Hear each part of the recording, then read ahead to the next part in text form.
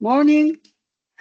Just waiting for the new people arriving to join us. One more minute and we start.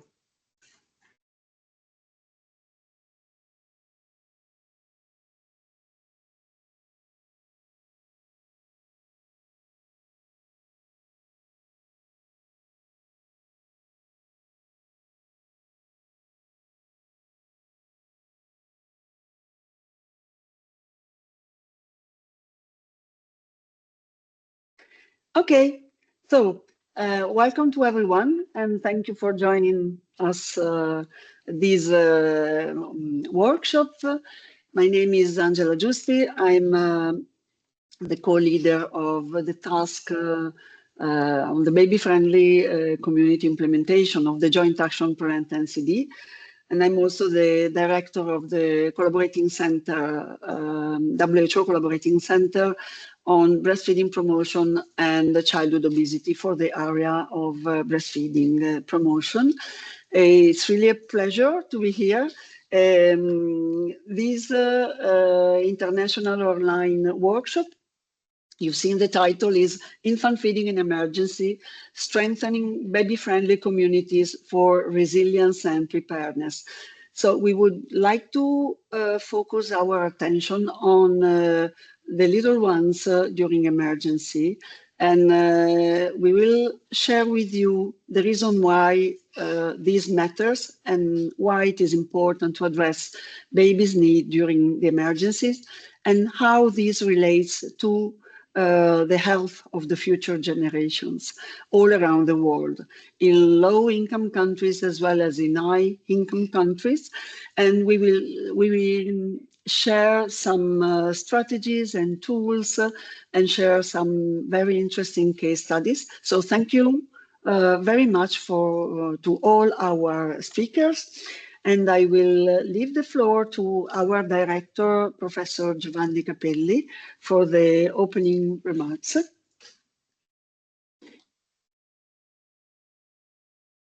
Director, you're muted.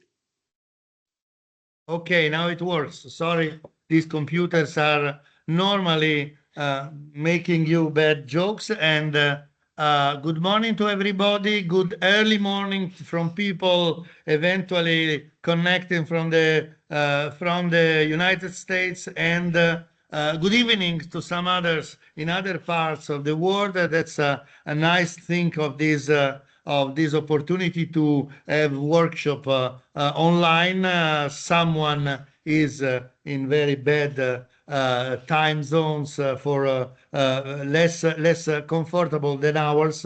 But welcome to everybody. I am the director of the Italian National Center for Disease Prevention and Health Promotion, and Angela and Francesca and Vincenza, that you maybe already know, but you will they all day will talk today about this, are working with me and are involved in the PreventNCD joint action at an European level, in which our center is heavily involved, not only in the task to which we are referring today, which is led by Angela, but also in other work packages like the work package on monitoring and so on. So we take big part in this very big joint action with 25 European countries, with a big finances and so a big spectrum of activities.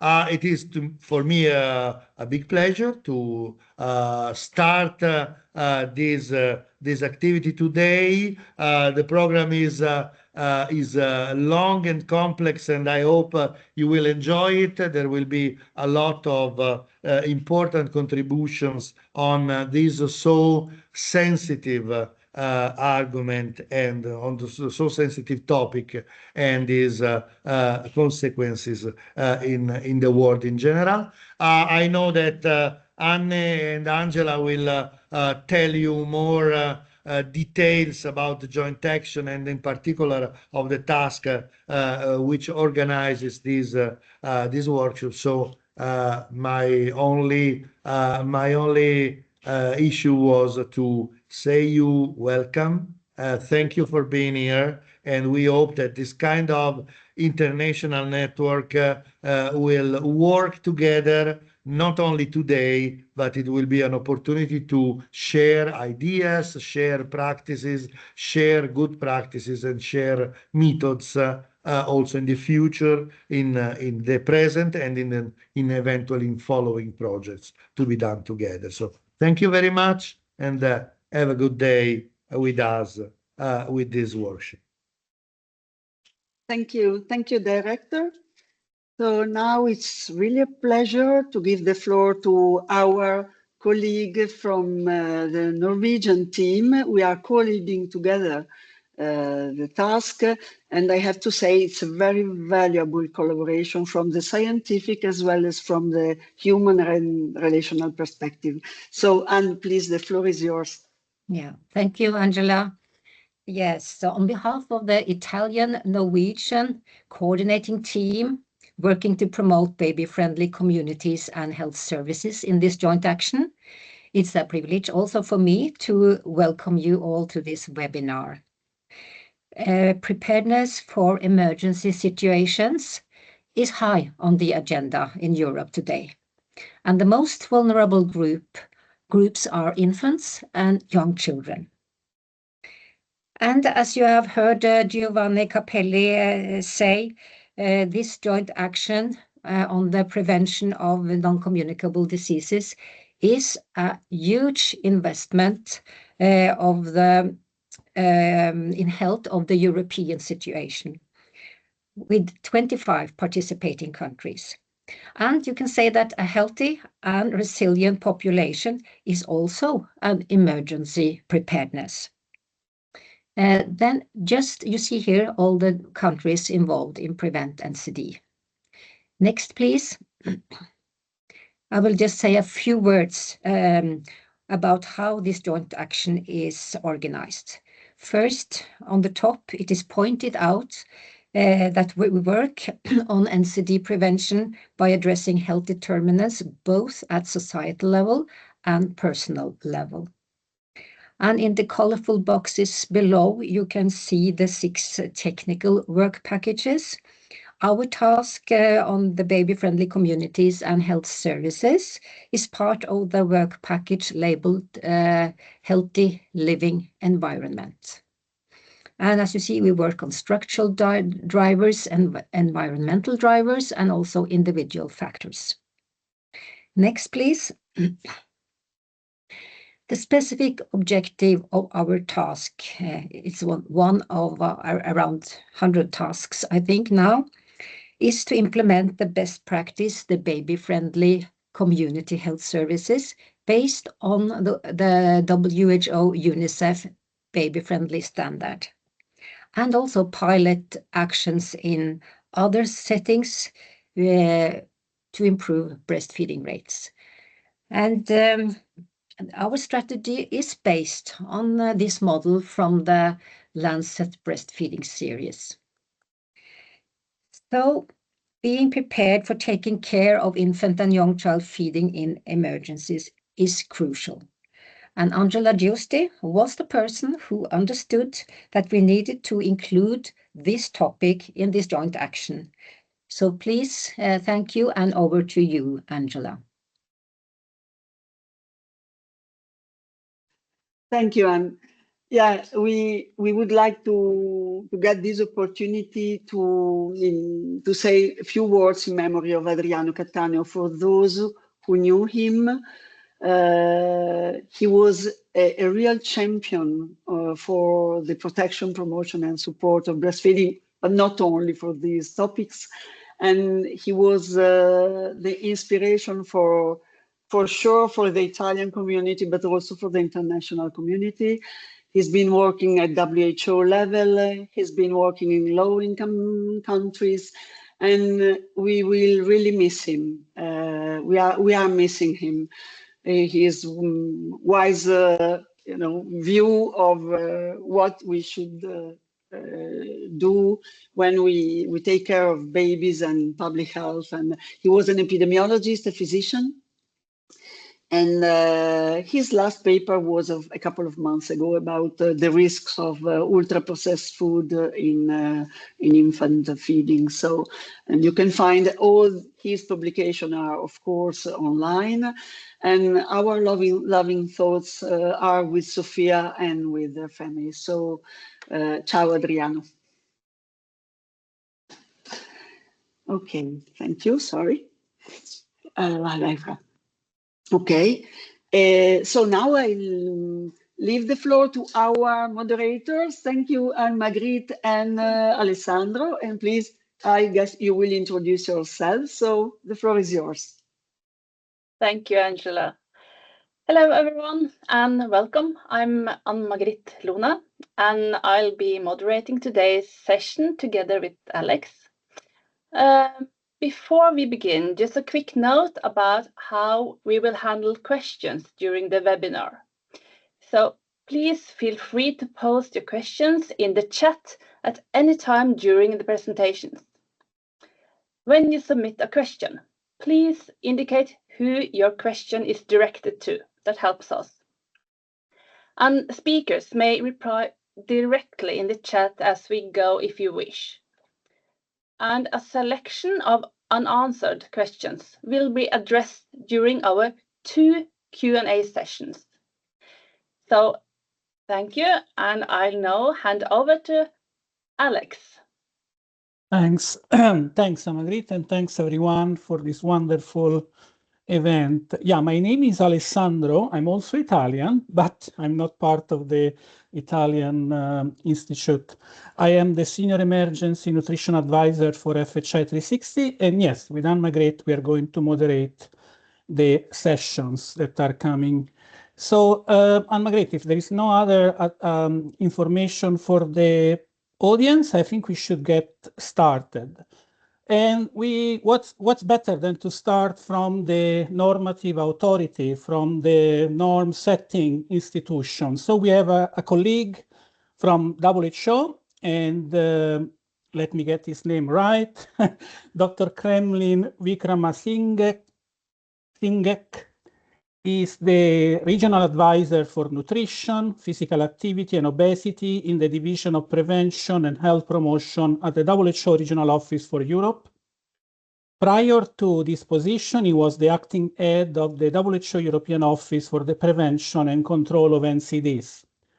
Dr. Vikramasinghe is a medical doctor with a Master of Science and a PhD. So, Dr. Kremlin, over to you. Thank you. Thank you, Alex, and thank you all. Delighted to be here. I have my colleagues from PAHO region, Audrey. It's delighted that 2 WHO regions are coming together with member states and experts to discuss this very important topic. First of all, I think my colleague Julian Williams is working very closely with Angela, Anne, and others on this joint action. So she's on home leave in the US. So I agreed to join you for this very important meeting, and I'm really enjoying it. And she sent her greetings to all of you. From WHO Europe, we are part of the joint action as associate partner. So we are delighted for this collaboration with the joint actions coordinated by Norway. I remember when Anne mentioned about why this breastfeeding work package is prominently there. Angela, you and others, strong advocacy at the very beginning. So I think the credit to some of you is there, and that's why it's prominently here, which we didn't see in the initial draft, but you managed to make it prominently there. So congratulations. We need that. There are so many topics competing for NCDs, and your continuous advocacy is important. So thank you. And from the WHO, our division is responsible for non-communicable diseases. It's a good time that we are coming together to reflect few things. One is the public health side, but also the multilateralism, countries working together to face some key challenges. Last Monday, we finally adopted the UN high-level political declarations through a vote. But in September, we thought it will be unanimously adopted, right? When we were in New York for the UN high-level meeting. That did not happen. And we see that our usual way of working, countries coming together, our multilateral agreements are not working in the same way as it worked 12 months ago. So in such times, you coming from different regions together, it's such a great pleasure, a real value for us all to promote and advocate for global health. And second, for WHO European region, NCDs is a major burden, more than 86% of deaths. And we talk about intervention across the life course. And of course, promotion and protection of breastfeeding is where we start. But I always say I'm very embarrassed in front of my other regions when we say we are the lowest exclusive breastfeeding rates for the world as a European region. So that's not proud to be, but we are proud about the evidence and advocacy we do in our region. Our job now is to make sure that evidence, that advocacy really translate into impact and children and babies get the benefit. And that is the work we need to do. So in that context, this is important. Also, we thought European region is somewhat immune from emergencies few years ago. Like I remember before 2017-18, our WHO planning meetings, we were talking about NCDs, the emergencies, health systems, and people questioning why we should invest on emergency response and what's the share and what's the value. I don't think that's a question anymore today. With everything happening in Europe, from Ukraine war to wildfires in Greece to landslides, earthquakes in Turkey, we are living with a constant emergency response. So why in that context we should reinforce and empower the protection and promotion of breastfeeding is prominent for us. We have been always looking up to our neighbors, WHO EMRO region, to learn for emergencies. They are experts and we always call for their expertise. But I'm glad, Audrey, you and Vanessa has joined us forces in learning together how we can bring emergency aspect into this. What we have seen is, we know why, I think I'm not going to say that, you will hear from experts why this is important, exclusive breastfeeding, even during the time of emergencies. But also we know, especially how formula milk companies and others use this opportunity during emergencies when people are vulnerable, even with misinformation, that this is better, but also use donation and other things as an avenue to reach mothers.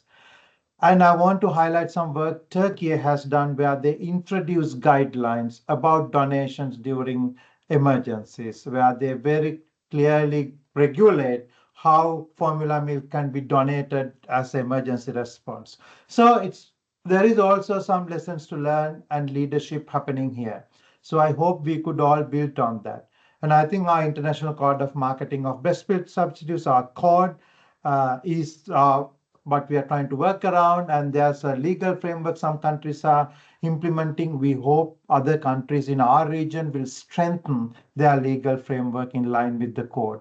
And there are key provisions in many national regulators, the prohibition of promotion, conflict of interest, and the use of health claims specifically, and the requirement that health workers engage during this process.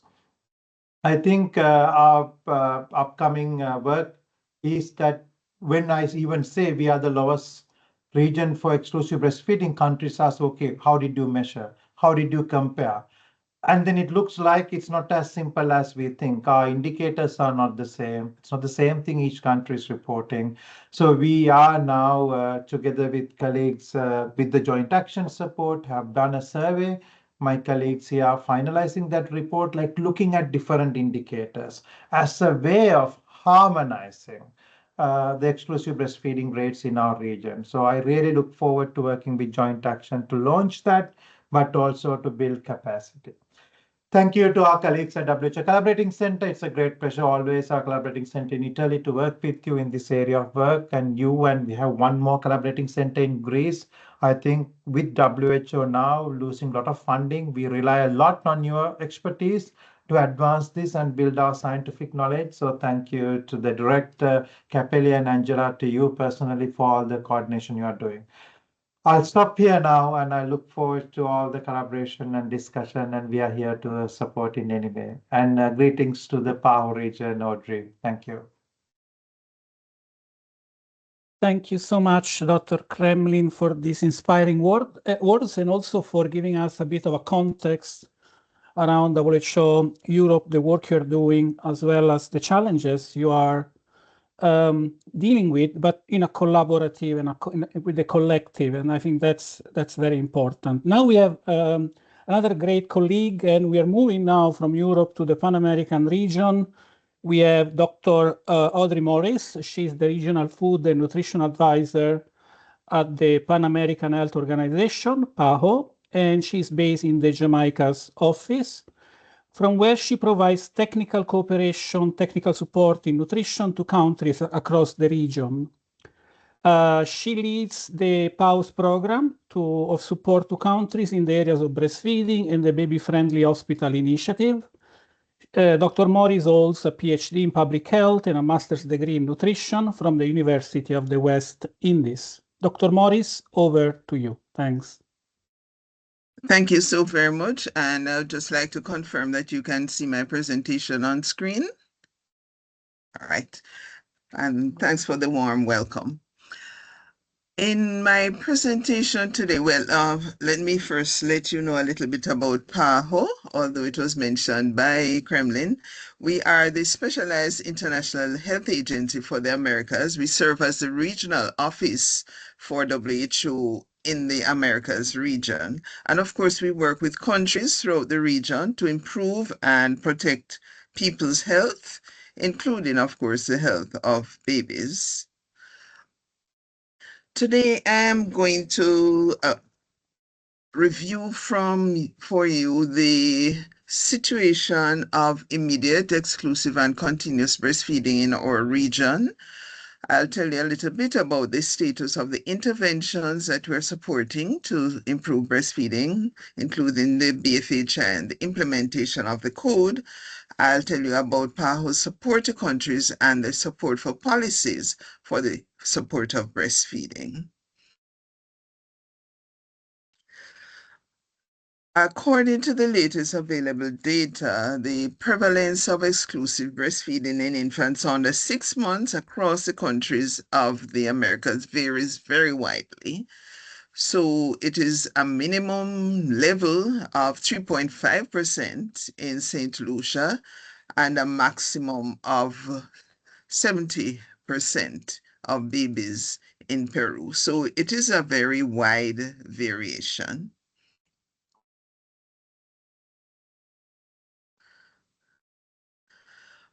It's estimated overall, though, across the region that 37% of infants under 6 months of age are being exclusively breastfed. That in itself is an increase. So in 2016, the rate was 32.7%. So there has been a slight increase. And of course, we're working harder with countries to improve that. What we have noticed, however, that there are differences by sub-region. So while the rate is 43% in the Latin American and Caribbean region, and even higher when we look at another, a smaller sub-region, the South American sub-region is 47%, but lower in some of the other sub-regions, which takes the average down. So on average, we say that 2 out of 3 babies under 6 months are not being exclusively breastfed, as recommended by WHO and PAHO. We would be aware also that the global nutrition target is being extended to 2030, and that would be 60%. So we do recognize in our region that we are some way away from that, and there's a lot of work to be done. I am showing you here now the most recent data on initiation of breastfeeding. And some of our countries are doing better than others in terms of that early initiation within 1 hour of birth. So you see towards the bottom of the screen, some of the countries with percentages even higher than 60%, Ecuador, Colombia, Belize, Jamaica, Cuba, Bolivia, Guatemala, Brazil, and Uruguay, and Ecuador. So that's the initiation. There is also work to be done, but it is not as low as, of course, the exclusive breastfeeding rate, which is what we would expect. Overall, 59% for Latin America and the Caribbean.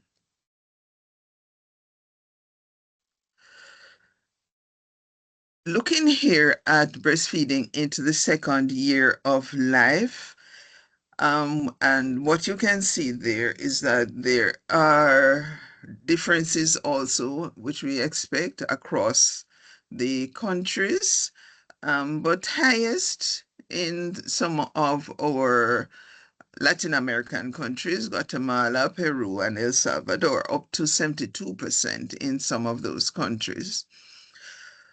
What we also have observed is that over the past few years, the work that we have been doing as a region, there has been an upward trend in this practice, which we are happy to see. However, what we have to recognize that particularly in North America, the rates are lower than what we see in Latin America and the Caribbean. So while the overall rate of breastfeeding in the second year is 46% in Latin America and the Caribbean, it's lower, 12% in North America. So what are we doing as PAHO? One of the activities we have dedicated a lot of effort into is the Baby Friendly Hospital Initiative, the BFHI. So following the commitment that we made at the global meeting on the BFHI, we have created 2 networks, one for the Caribbean, one for Latin America. So these BFHI networks facilitate the exchange of experiences, mutual collaboration. We learn from each other. We as PAHO, the countries among each other. We try to have regular meetings, especially virtual meetings, in these times. We support training. So training for clinical, administrative, and managerial staff. So we have that, we facilitate training for managers, highlighting the aspects such as the costs and the clinical practice that's going to be necessary. So the training process really includes training of trainers so that they can continue the process both in the workplace and virtually, which is our most common modality now. The training of evaluators also for external assessment is conducted, considering that you need these individuals to really go into institutions to provide an unbiased report of what is happening in the implementation of the BFHI.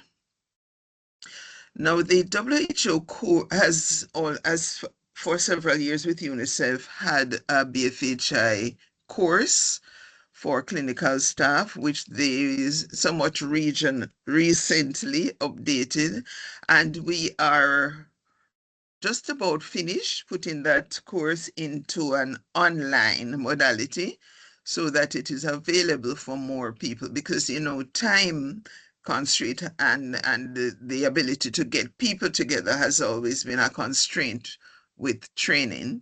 So we are just about ready to launch it online. In order to open things up also to expand the reach of the BFHI, well, we have several Latin American countries, so we have to translate a lot of the materials into Spanish, given the significant number of Spanish speakers in the region. And we'll share with you some of the tools that we have translated. Now, part of the BFHI's focus, as we know, has shifted to competency assessment rather than training. And with that toolkit in particular, the competency assessment toolkit we have translated.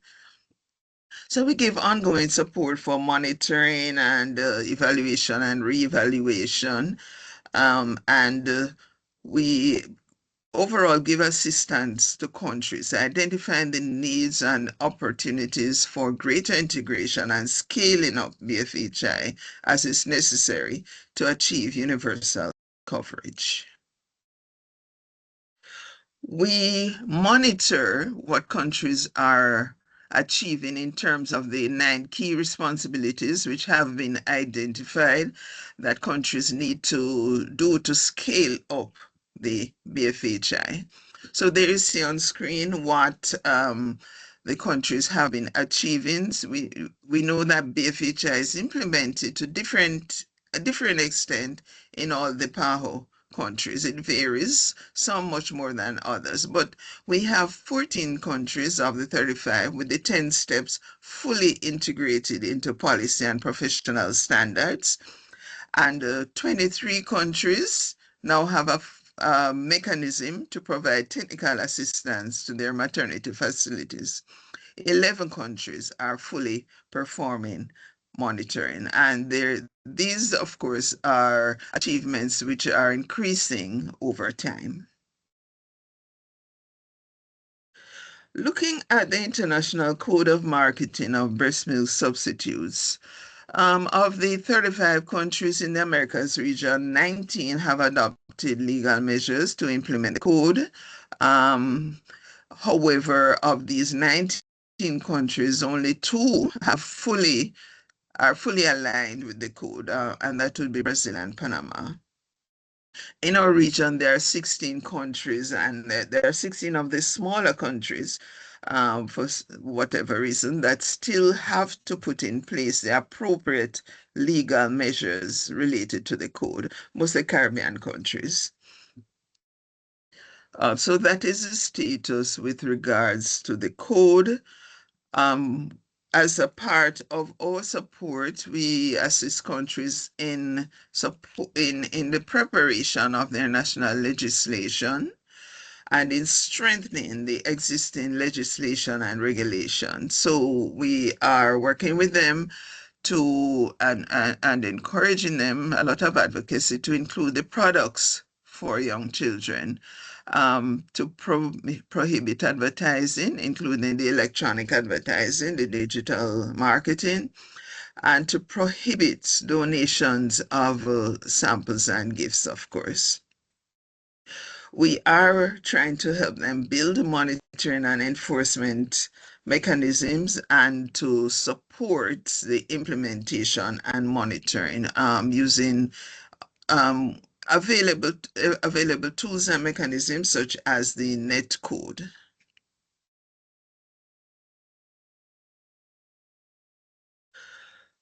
When it comes to emergencies, PAHO provides guidance for breastfeeding and in particular the distribution of breast milk substitutes. So support for breastfeeding and guidance on the distribution of substitutes.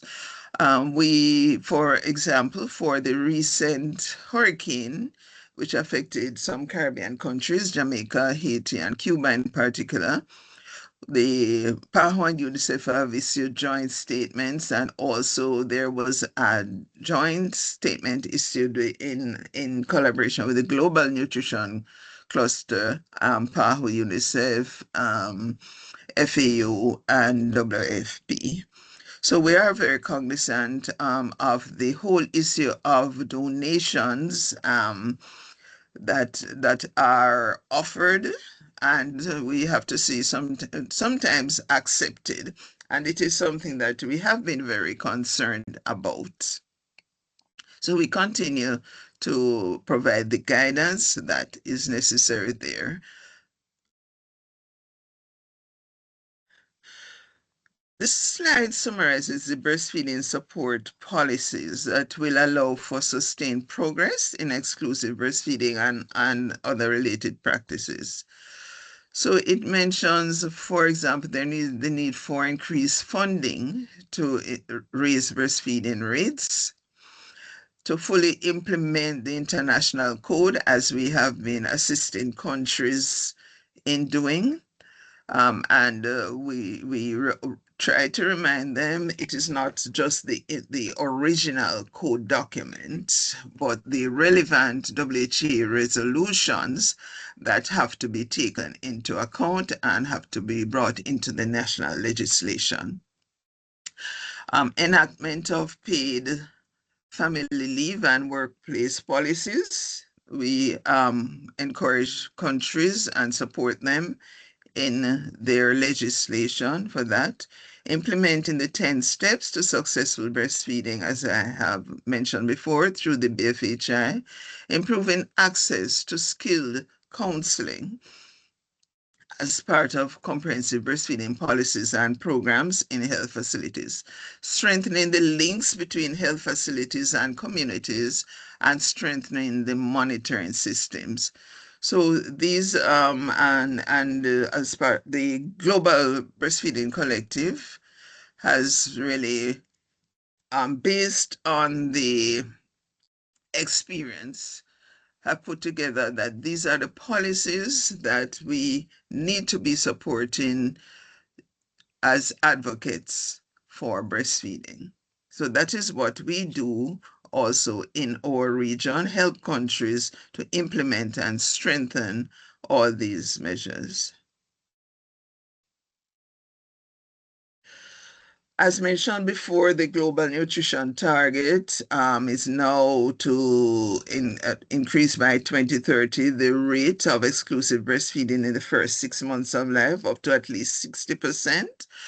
We do realize that there has to be a lot of multi-sectoral collaboration for that partnership. So we are actively at this point looking for partners who we can work with, who have the same objectives, who we are able to pool our resources together to achieve this target, and of course improve the breastfeeding rates and the nutrition overall as we help countries to move forward. Finally, I will just share with you that we have several of the WHO documents and a few PAHO documents as well available on our website. And these are all for the information of anyone who visits the website. We have translated several of these, as I mentioned, into Spanish as well. So thank you for the opportunity to share this with you this morning.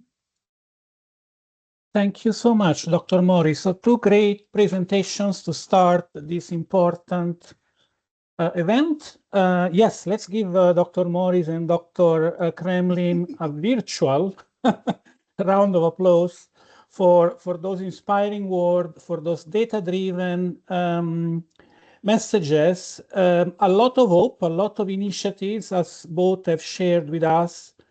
But of course, we need to do a lot more, and we need to roll our sleeves, the people around this table, but certainly many more colleagues in the field. So I think I will give the floor now to Francesca and Vincenza for the next part of this event. Over to you, Vincenza and Francesca.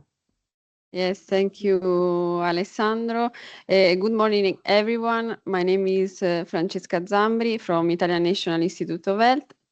So now let's move to a short interactive session. I'm sharing the screen. Okay, so please use this link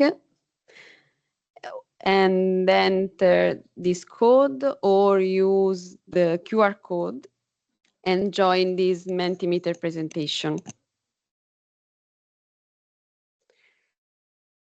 Okay, we are 15 participants, 17.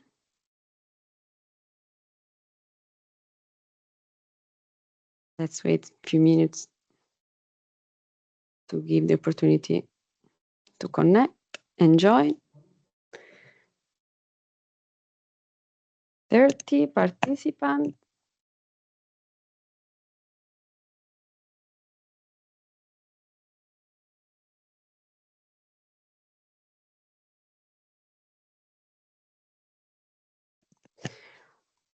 Okay, we can move to the next slide. And however, you can find on the top the instruction to connect the link and the code even in the next slide. So the first question is, where are you joining us from? So please write your country in the box.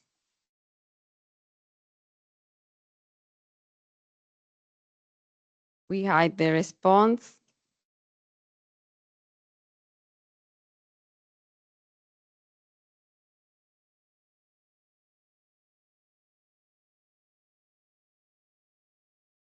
Okay, we are people from Croatia, Italy, United States, Morocco, Norway, of course, Italy, of course, France, United Kingdom, Taiwan, Jamaica, Australia. Okay. 41 response. And I think we can, oh, Vincenzo, sorry, can you? Okay, thank you. We can summarize the results.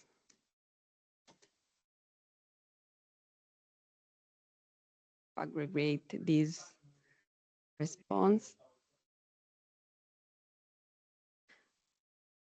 Okay. Most responses are from Italy, Norway, Croatia, Spain, France, Slovenia, and United States. Thank you, and we can, let's move to the next question. Vincenza, please. Hi, good morning to everyone. I'm Vincenza from the Italian National Institute of Health. And let's move to the next question. So, what is your professional background?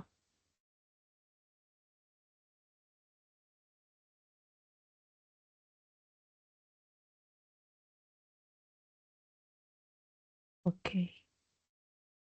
Some people are starting to respond. 30 responses, 31.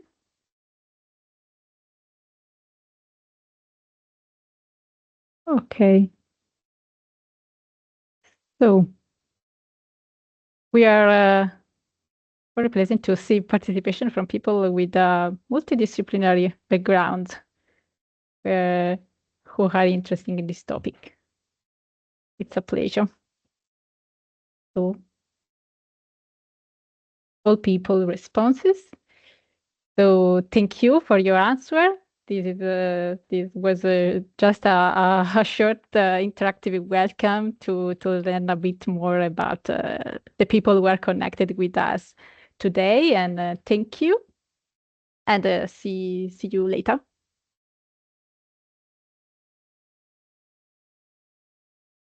Thank you, Vincenzo, and thank you, Francesca. So we are moving to the next round of presentations, and maybe Anna-Grit, would you like to remind the participants on where and how to put questions in the chat, etc.? Yes, I can see that at the moment we have no questions, but please, if you have questions, just put it in the chat, and we will try to answer these questions during the Q&A session. We have the first one after, yeah, we have two more presentations, and then we have the Q&A, and then we also have at the end of when everyone is finished. So please put into the chat, and remember to indicate who your question is directed to. That's important for us. Thank you. Thanks, Anna-Grit. Then, by the way, I think we are doing great on time. So let's keep it this way. Thanks for the presenters earlier. They did great in sharing and as well as keeping time. So now we have two presenters based on the program And we have already heard their voices. We have Zambri Francesca. She's a researcher at the Italian National Institute of Health. She graduated as a midwife and got a PhD in nursing science and public health. And she has also a master's degree in epidemiology and biostatistics. As you have heard, she works at the Italian National Institute of Health since 2009, and her job really focuses on qualitative, quantitative, and mixed methods research in public health, MCH, and health during the first 1,000 days. She is involved in several projects on maternal and child health, infant and young child feeding, also including emergencies and natural disasters, health promotion in migration, breastfeeding protection, promotion, and support. She also has a professor in midwifery degree at St. Camillus International University of Health Sciences. And the second presenter will be Angela Giusti. And again, we have heard from her at the start of this event. She is a senior researcher at the Italian National Institute of Health in Rome and the director of the WHO Collaborating Center on Breastfeeding Promotion and Childhood Obesity. And she is responsible for the breastfeeding area. She has more than 10 years of experience in international primary healthcare programs in low resource settings. Her work, her professional activities focus on the first 1,000 days of life, the protection, promotion, and support of breastfeeding, nurturing care, the baby-friendly initiative, and other community participatory approaches. She is co-leading with the Norwegian team within the EU Joint Action PreventNCD, and she's leading the task 6.5 that, as we have understood by now, is aiming at implementing the BFHI, the baby-friendly community across Europe. She holds a degree in midwifery and a master in science in adult education, public health, and also a PhD in health promotion. And lastly, but not the least, she is also a certified lactation consultant. Over to you, Angela and Francesca. Thank you, Alessandro. I now realize that our introductions are longer than our presentations. Thank you so much. Okay, thank you, Francesca, for sharing the presentation. So what we would like to share with you is what we are doing as the Italian National Institute of Health in the area of infant feeding in emergencies. We've been working for a long time, and now that we have these new challenges with the Norwegian team, we would like to share some common tools by the end of the joint action, where all countries, we've seen the very good example of PAHO, so we would like to share tools that all European countries could use when it's about infant feeding in emergency. These are our declaration of conflict of interest. We don't have anything to declare. Okay, so why it matters? I'm pretending I'm a commissioner, European commissioner, and I would ask to myself today, what has to do infant feeding in emergencies with non-communicable disease in later life?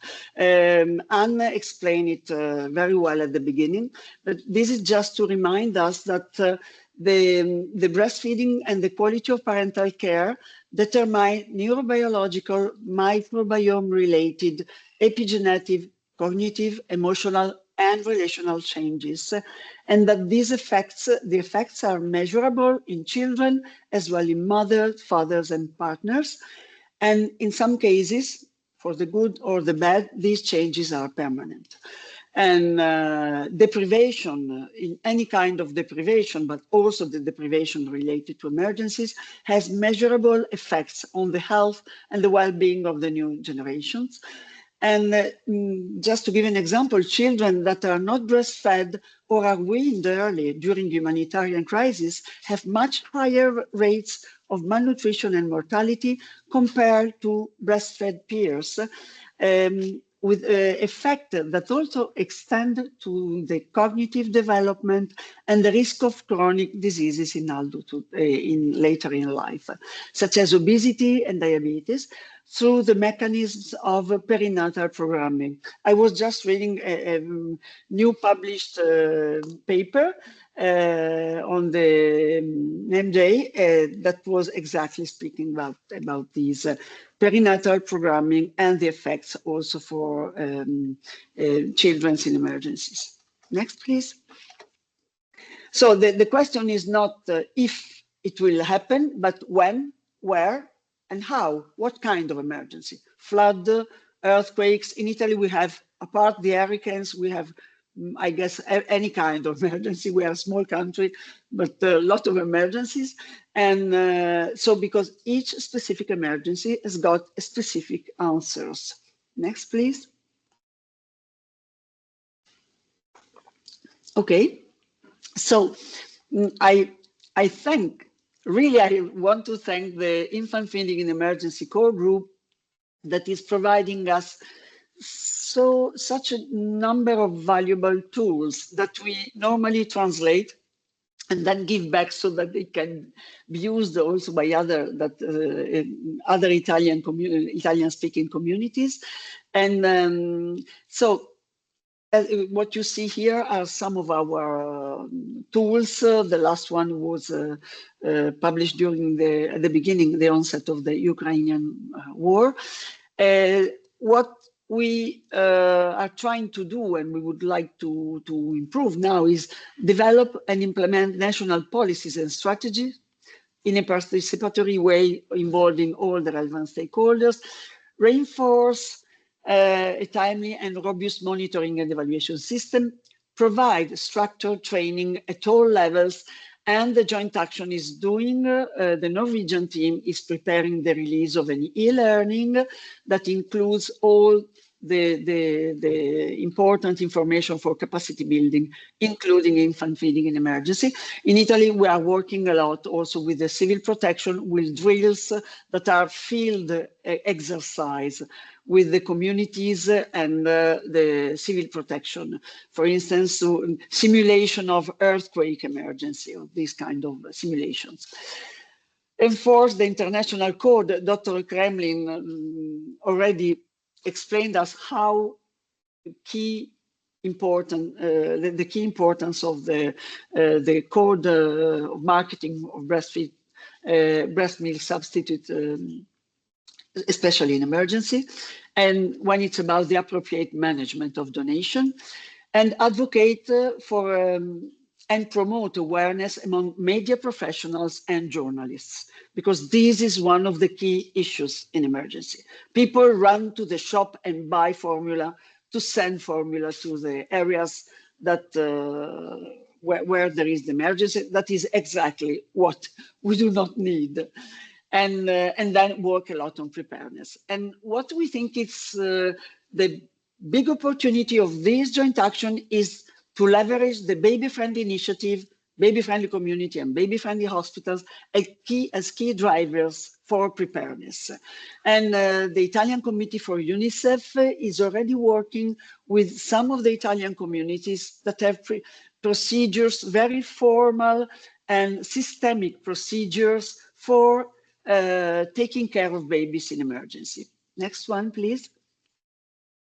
Okay, this is a purpose-built case, but this is something that happens and is based on dozens of reports that we receive concerning newborns involved in sea rescues and in first reception hospitals. You know that Italy is one of the main countries where all these boats from the Mediterranean seas arrives.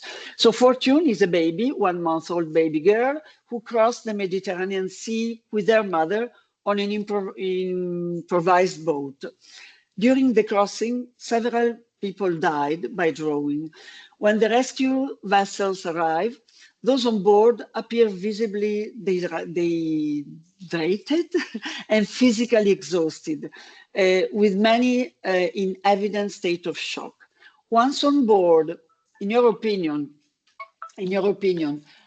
what when, sorry, it's my timer telling me my time is almost finished. When the baby gets onto the boat, in your opinion, what happens? Let's see, next slides. Okay, this is Fortune. She's not Fortune, but it's one of the baby. You can see a well-hydrated baby girl with lovely chubby cheeks because she's the only one that during this terrible trip had mother, milk, and she's perfectly healthy. But what happens when she gets on the boat? The rescue team give to them formula. So this is just to remind us how strong is the bottle feeding culture and how much we have to work. Okay, and I stop here. I could tell you, I don't know, dozen or other cases, but I will stop here. Next one, I think is my last area. This is a reminder to us that every country which today is a country of reception has been, or maybe one day, a country of origin, and that children's need are there and children need to be protected. If you see, these are Italian immigrants that were going to the United States. You see a pregnant woman, a breastfed baby here, another here, and a toddler sleeping on the mother's legs here. So just let's stay human. Yeah, okay. So Francesca, to you. Thank you, Angela. Okay, this second part is on municipal and regional policy and preparedness activities for infant and young child feeding in emergency in the last period. This first slide outlines the key elements for governing and implementing infant and young child feeding in emergency, which are the key elements. Policies must be comprehensive, addressing breastfeeding protection and support, the appropriate management of breast milk substitute, complementary feeding, and the nutritional needs of pregnant and lactating women. Adherence to the International Code of Marketing of Breast Milk Substitutes and availability of operational emergency preparedness and response plans are essential to translate guidance into action. And where plans are not yet in place, establishing multidisciplinary working groups and using adaptable and context-specific frameworks can support emergency response. And effective implementation depends on the coordinated involvement of health professionals, local authorities, media, companies, and donors.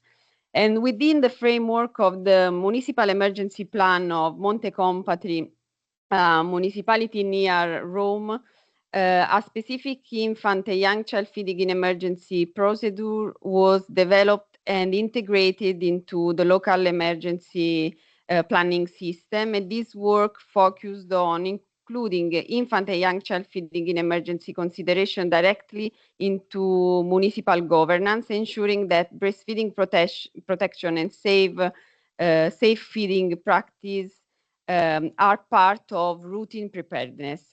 In parallel, a simulation training experience was carried out in the municipality of Palestrina, in which were involved regional actors and key actors from Monte Compatri. And this step was crucial to move from written procedure to operational capacity.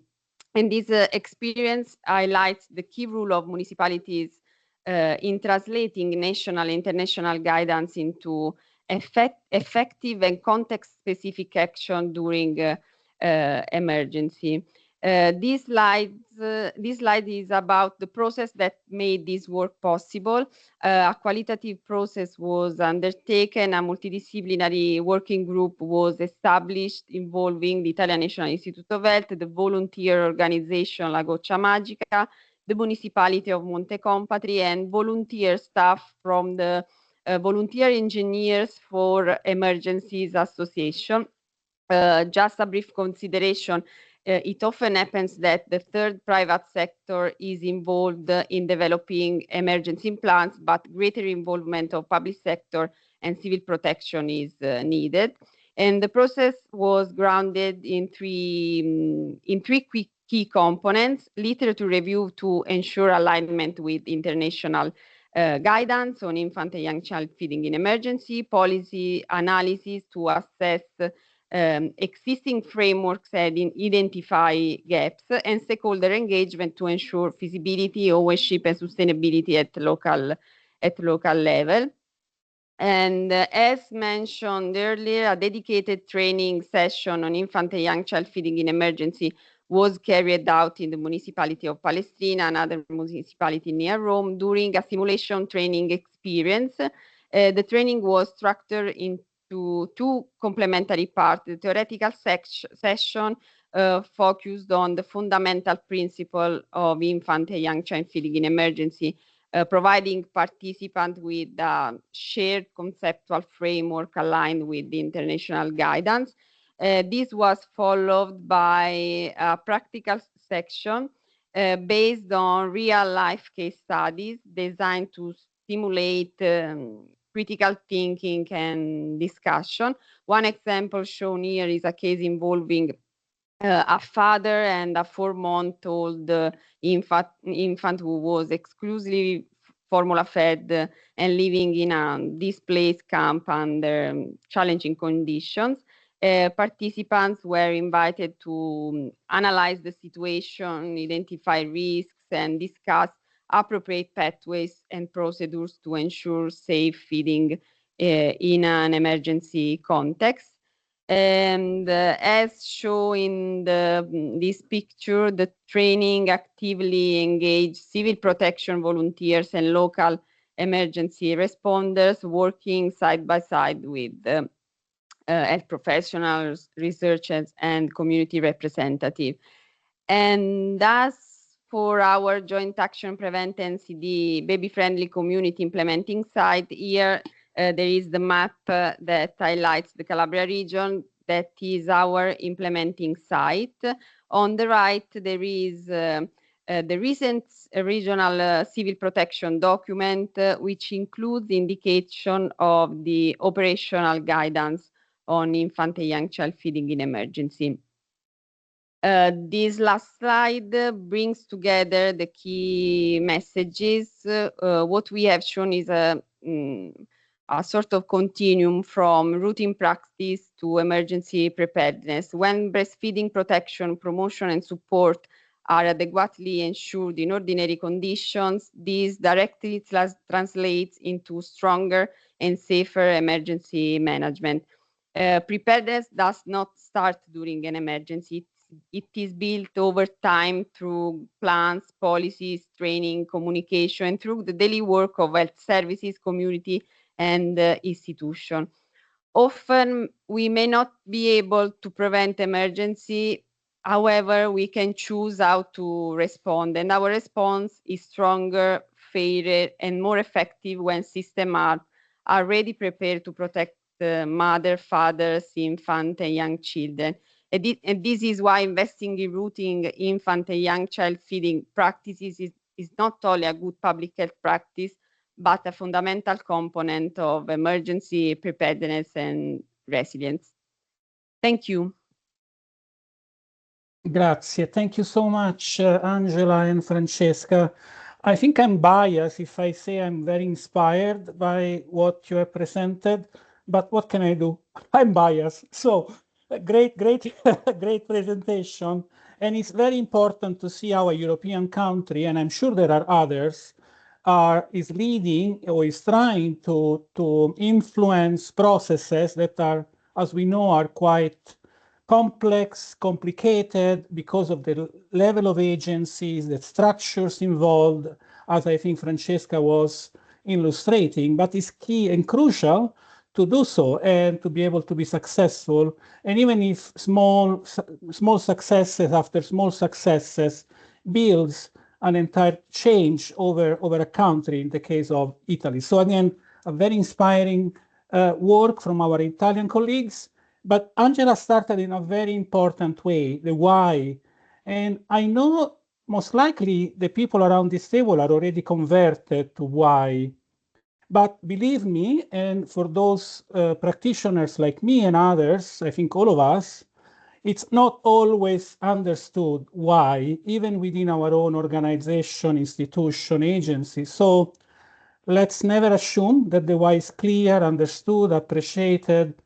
Let's keep stating why. It's critical, not only as a public health imperative, but also for other reasons. Sorry for that, for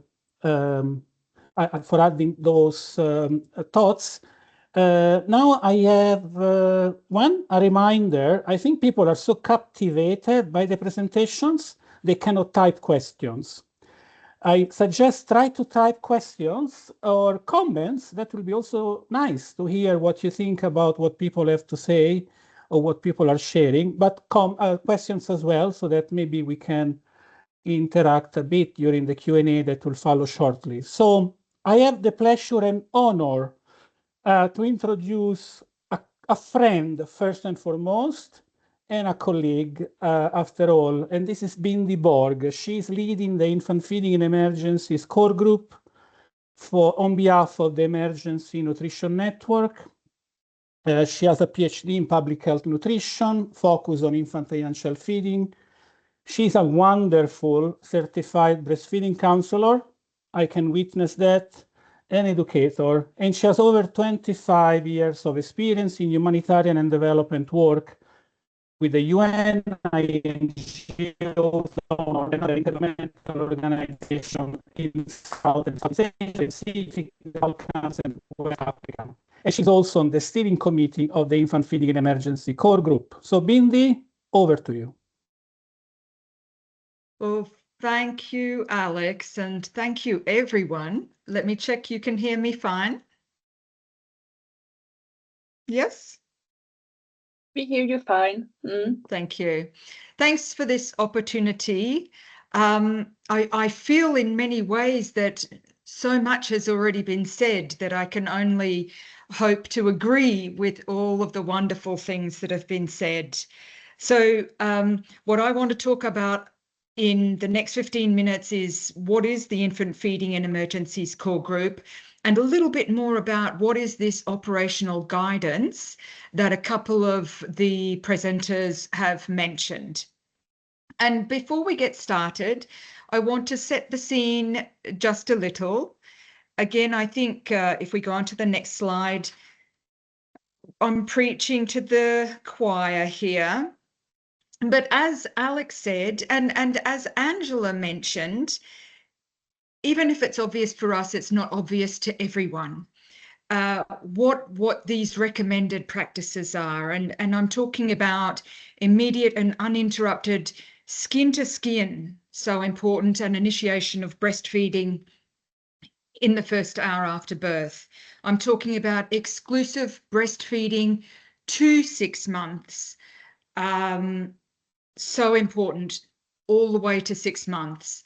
I'm talking about an introduction of complementary foods from 6 months, but also continued breastfeeding until at least 2 years and longer if mothers and babies want. And Dr. Kremlin pointed out that these are essential feeding practices for all children, but even more so during emergencies.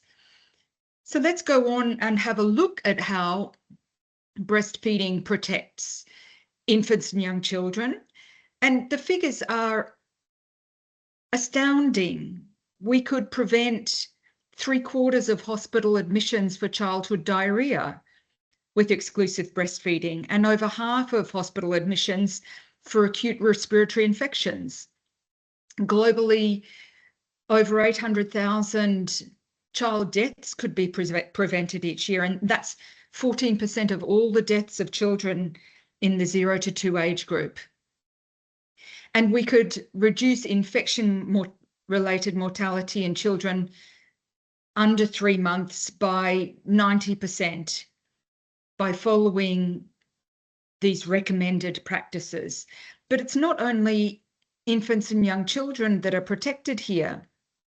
Breastfeeding protects mothers as well. And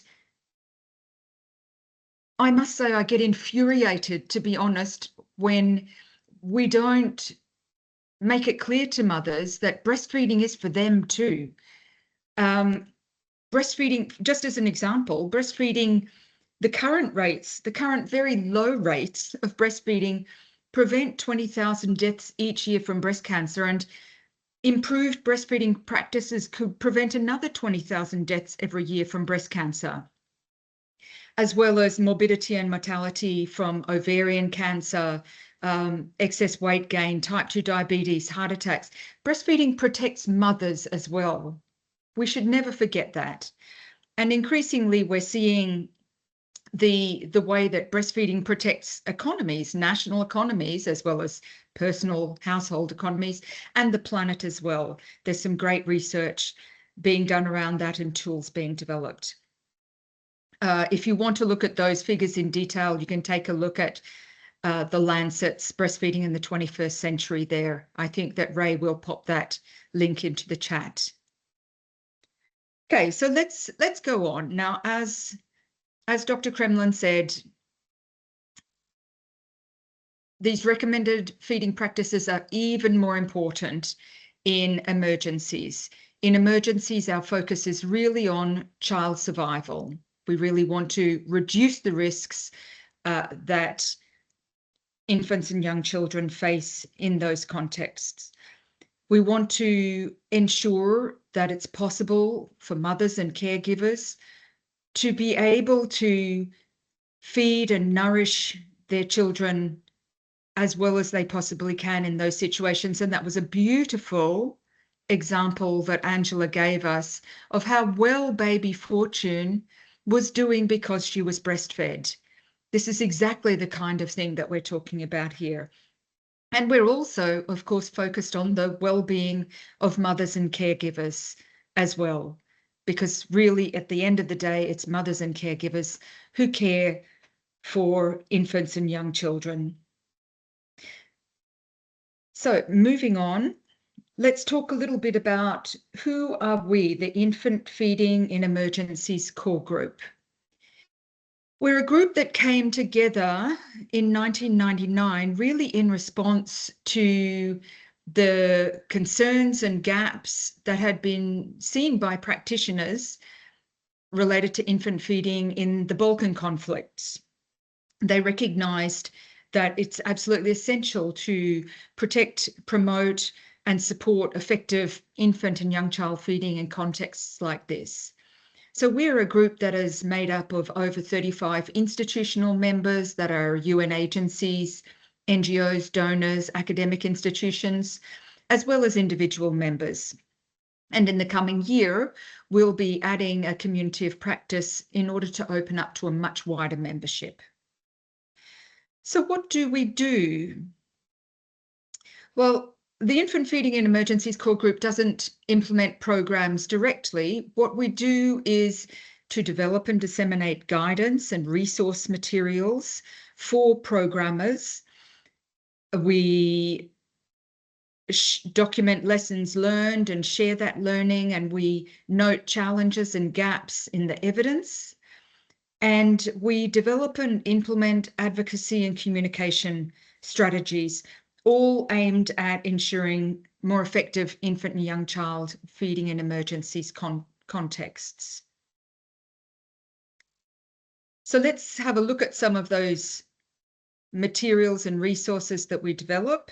Here you'll see some of our materials, and the first on the left is the operational guidance that you've seen a couple of times now. I'll talk more about that later. That's our flagship document. We've also got our operational guidance on breastfeeding counselling in emergencies. That's available in 4 languages at the moment: English, French, Spanish, and Arabic. We have a series of infographics. Our latest, number 7, is on supporting wet nursing. I was super happy to see that those have been translated to Italian, it seems. Wonderful. Thank you, Angela and team. Where guidance doesn't exist or where guidance is not up to date in terms of infant feeding, we might fill that gap by creating stopgap guidance. So here on the right of the screen, you see a couple of pieces of stopgap guidance on breastfeeding in the context of chemical, biological, radiological and nuclear threats. That was produced in the last couple of years. And recently, we have a series of frequently asked questions on breastfeeding in the context of COVID, Mpox, and cholera. Going on to the learning and evidence element of our work, we disseminate our learning in various ways. So, for example, we run a webinar series. There in the middle, you see one of the recent ones on feeding infants and young children with disabilities. We have a webinar coming up in January on infant feeding counselling with a focus on maternal mental health. If you go to our website, you can find all of our past webinars there. We also contribute to trainings like this one on infant and young child feeding in infectious disease outbreaks.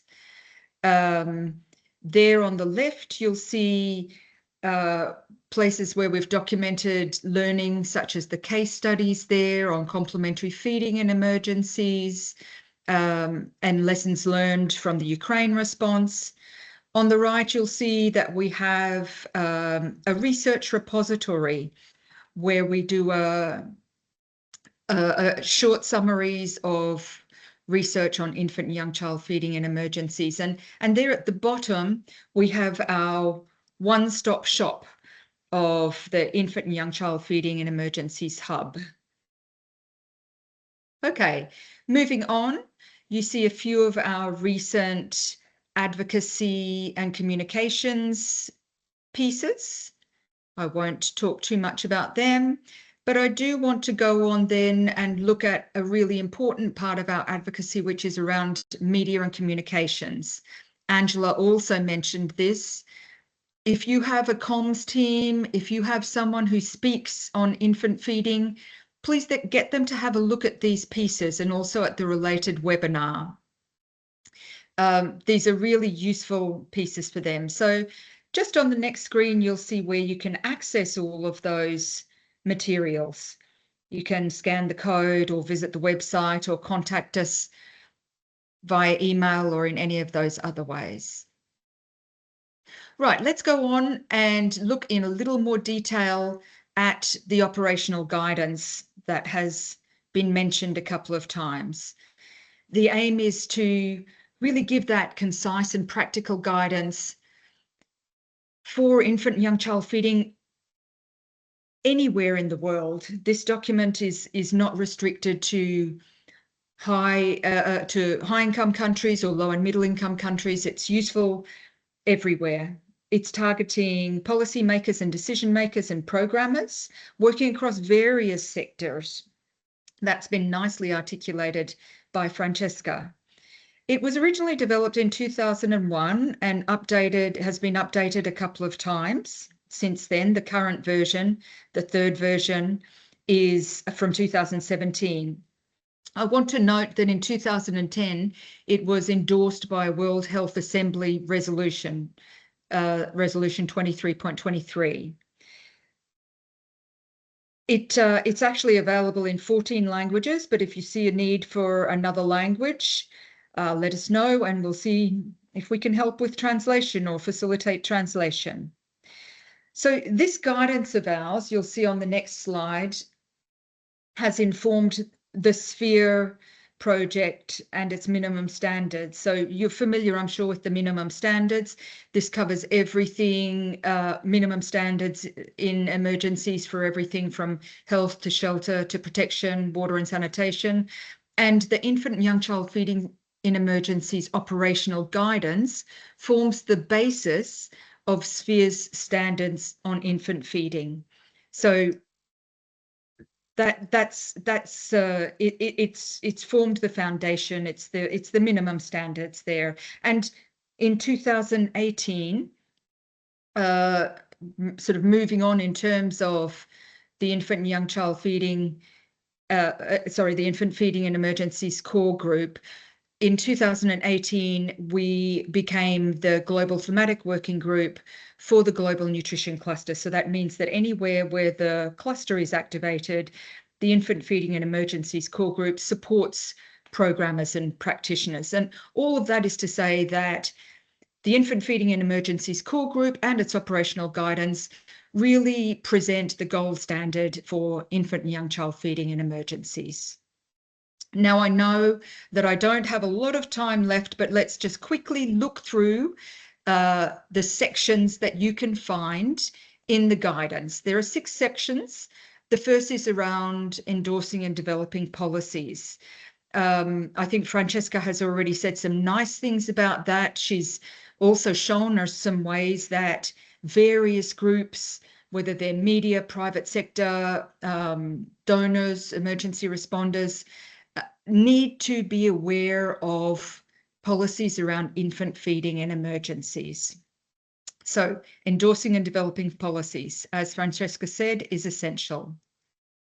The next section in the guidance refers to training staff. And again, Francesca had some beautiful images of staff training. Very impressed with those combined trainings. That's exactly the kind of thing that we're talking about there.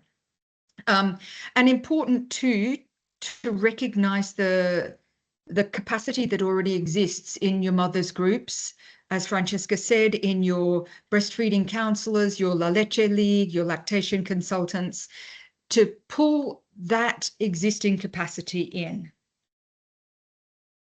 The third area that the operational guidance covers is around coordination, and a really big part of that is harmonising communication, making sure that we're all singing the same song, giving the same messages, getting the media on board, having a IFE communication strategy and plan. The fourth area in the guidance refers to assessment and monitoring. And here I want to sort of refer back to things that Angela said and Anne said. A healthy population is already preparedness. I think Francesca said, you know, part of preparation is ensuring that breastfeeding is happening now so that when an emergency comes, babies like baby Fortune can be kept healthy and well. So assessment and monitoring of what's happening at the baseline and what needs are there and what capacity is there. And I just want to make a little note there. I know that Dr. Morris mentioned prevalence data for 0 to 6 months. And some of those figures look fantastic, the 70% in Ecuador. Let's remember 0 to 6 months does not prevalence of exclusive breastfeeding doesn't mean that there are 70% of babies being breastfed exclusively at 6 months. So let's remember, if we are looking at data collection, let's not just look at 0 to 6 months of exclusive breastfeeding prevalence, but also of exclusive breastfeeding prevalence at 6 months. Moving on to section 5 of the operational guidance. This section makes a really important point about ensuring immediate action to protect infant feeding practices and to minimise any risks. So this refers not just to breastfed children, but also to non-breastfed children, and also to children who are complementary feeding and to mothers whose nutrition is essential too. Coming to the last couple of points here, the last point in the guidance is about minimising the risks of artificial feeding. So I think Francesca and Dr. Kremlin have both mentioned the importance of preventing donations, not accepting or not sending donations, essential. And if donations do arrive, ensuring that they're dealt with well. So finally, I think the really important points that you've heard across all of the presentations are that infant and young child feeding, especially in emergencies, is life-saving. But there are still gaps in our policy, planning, programming, training for capacity. The operational guidance can help in creating policies, doing planning, making good programs, building capacities. And the Infant and Young Child Feeding Core Group is always here to help. So please feel free to reach out in whichever way works for you. Sorry for going over time, and thank you very much for having me here. Thank you, Bindi, for this incredible and important presentation. I think we are starting our Q&A. Yes, Angela, you're right. Again, virtual applause from our heart. So great, we have several questions. So I'll give the floor to Anne-Margrethe to start with the questions, and I will support as needed. Over to you, Anne-Margrethe. Thank you. And thank you for these insightful presentations.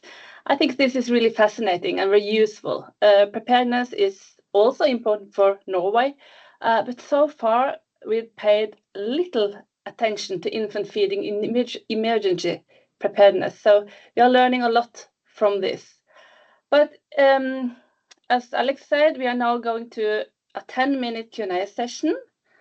And first, we received a comment in the chat from Irena that's highlighting how important it is that this topic is included in the joint action. So thank you for raising that, Irena.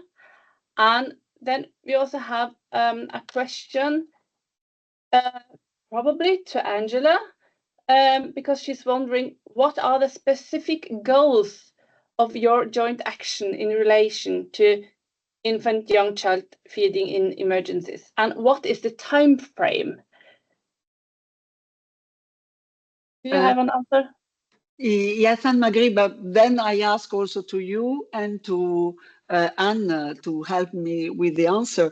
So when we have written this part of the joint action that concerns the baby-friendly community implementation, we knew that we had to include this topic.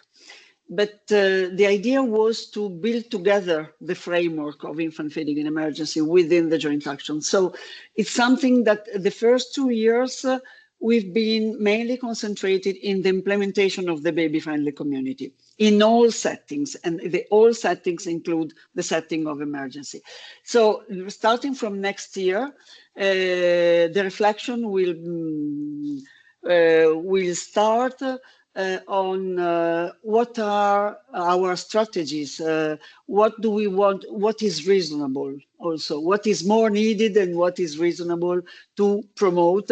And there are a couple of things that, as I mentioned, but Anne-Margrethe, you are the expert, we have an e-learning that will be a very powerful tool that is mainly addressed to health professionals, but in any case, we can address this topic.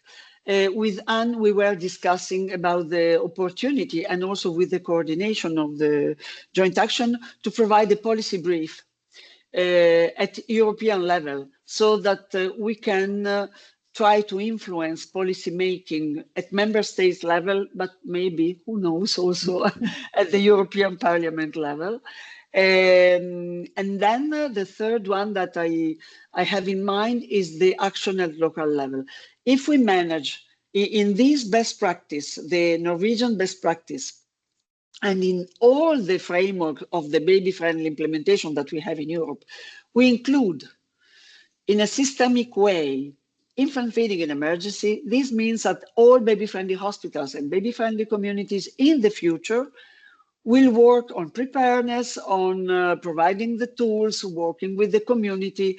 So I think this is a great opportunity, using the baby-friendly, as we are doing now. In Italy, we are lucky because we are working with the Italian Committee for UNICEF, and they are very strong on this. But yeah, this is what I have in mind. But please, Anne-Margrethe and Anne, to you. Yeah, I just recently discovered that there is an EU document from 2014 on actually infant feeding in emergencies. So maybe if we can collaborate with ENN, WHO to look at that one and update it and use it as a policy brief. Yeah.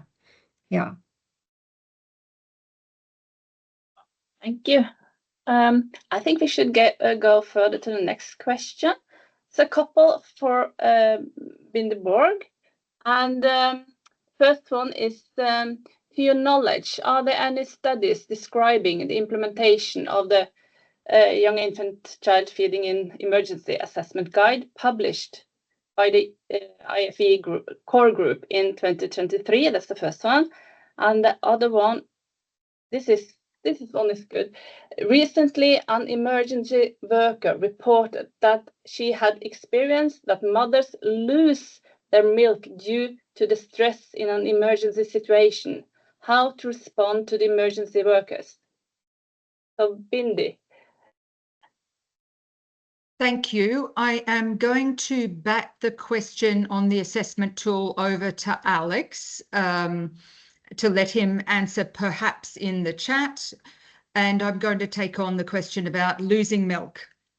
Now, this is one that we hear all the time, that either mothers' stress or poor nutrition cause them to lose their milk.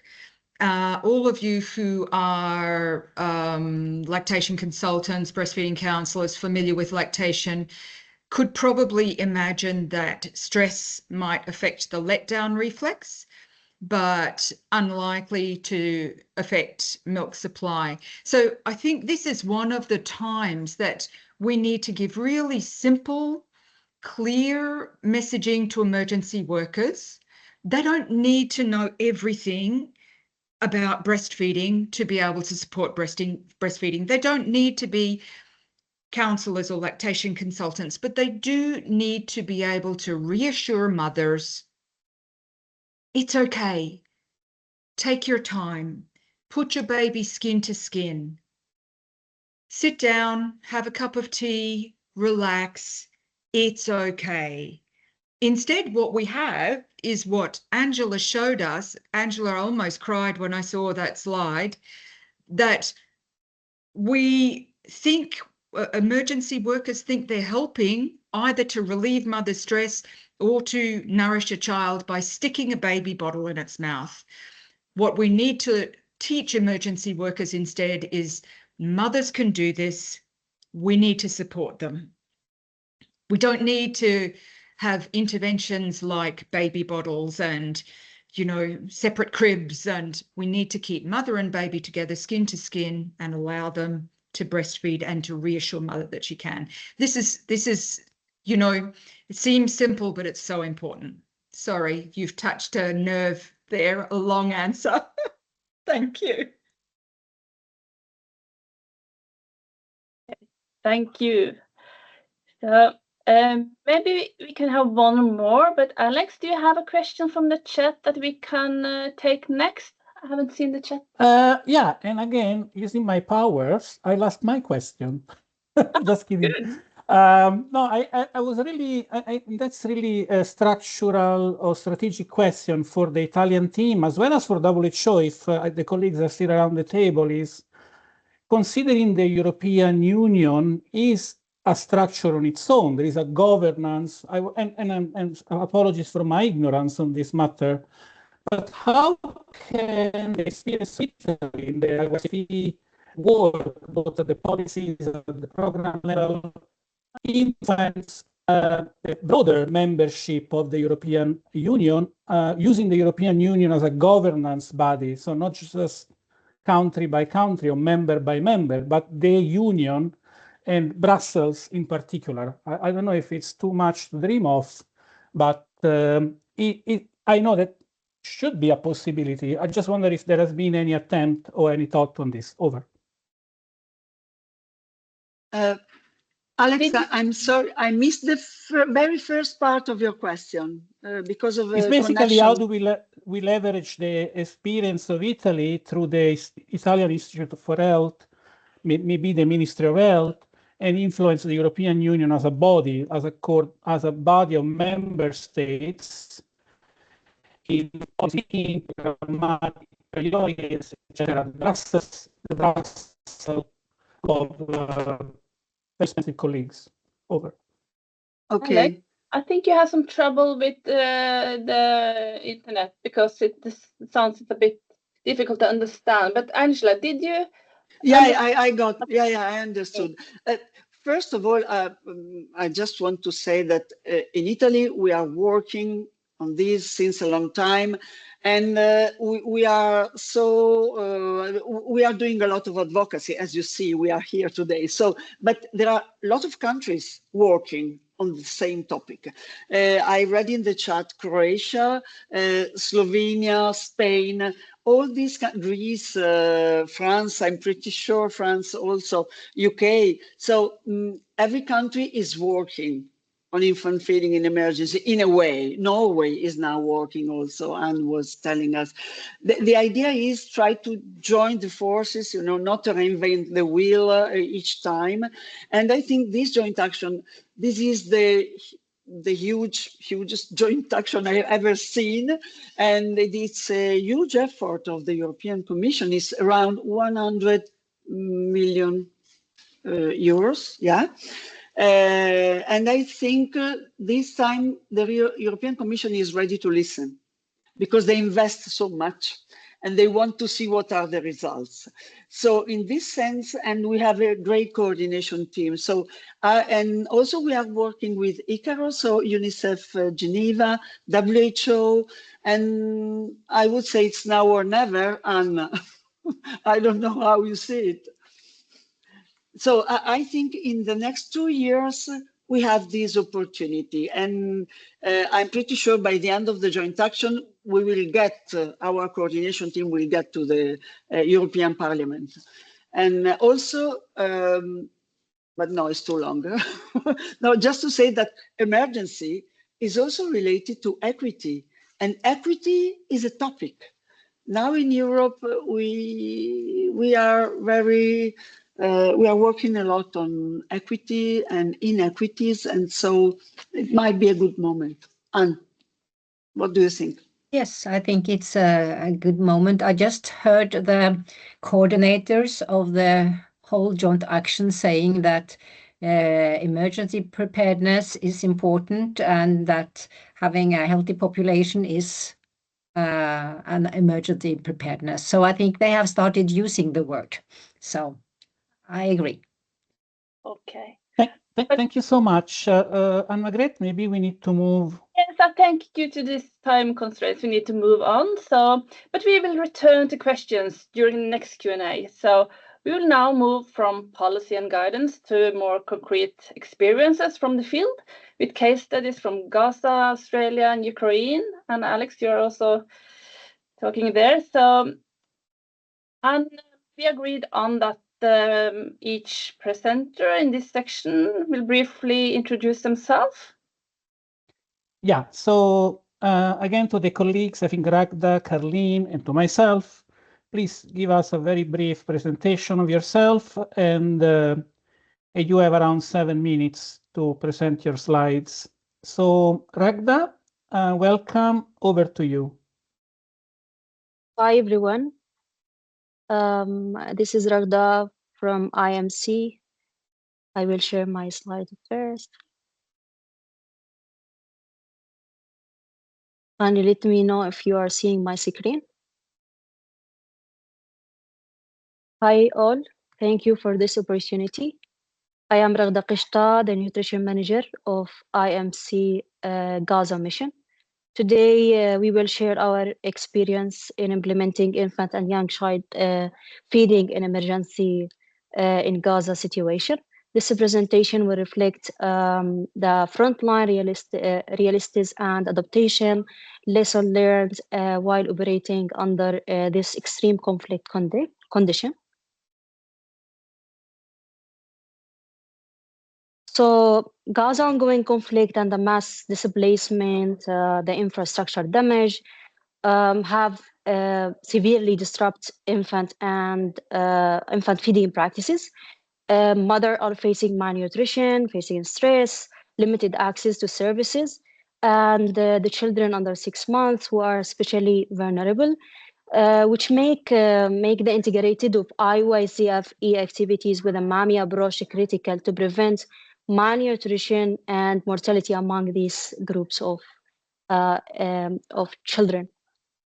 So our target population, from our response, we were focusing on infant and young children under 5, on a pregnant and lactating woman, caregivers for children under 5, and also small and at-risk infant under 6 months.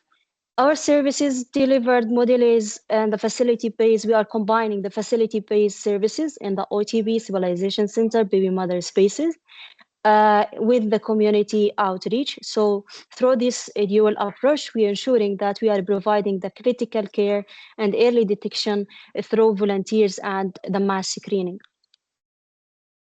So we started our response on January 2024 as a part of the emergency medical team. We expanding rapidly.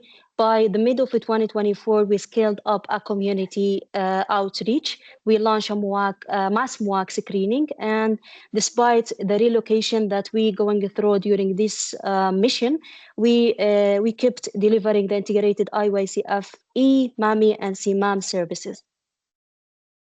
So for IYCF intervention, our core intervention include the breastfeeding support, neonatal ICU feeding care, in addition to community behavioral change intervention, and complementary feeding and supplementary feeding for children and pregnant lactating women.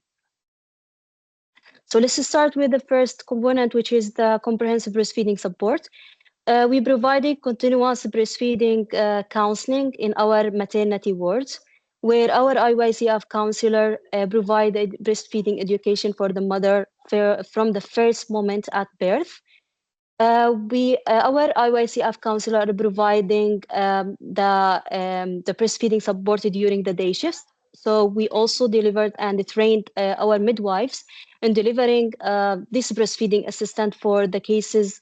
So we are ensuring that we will have a 24-hour support of breastfeeding for the mother. So we ensure that there is no mother faces challenges alone.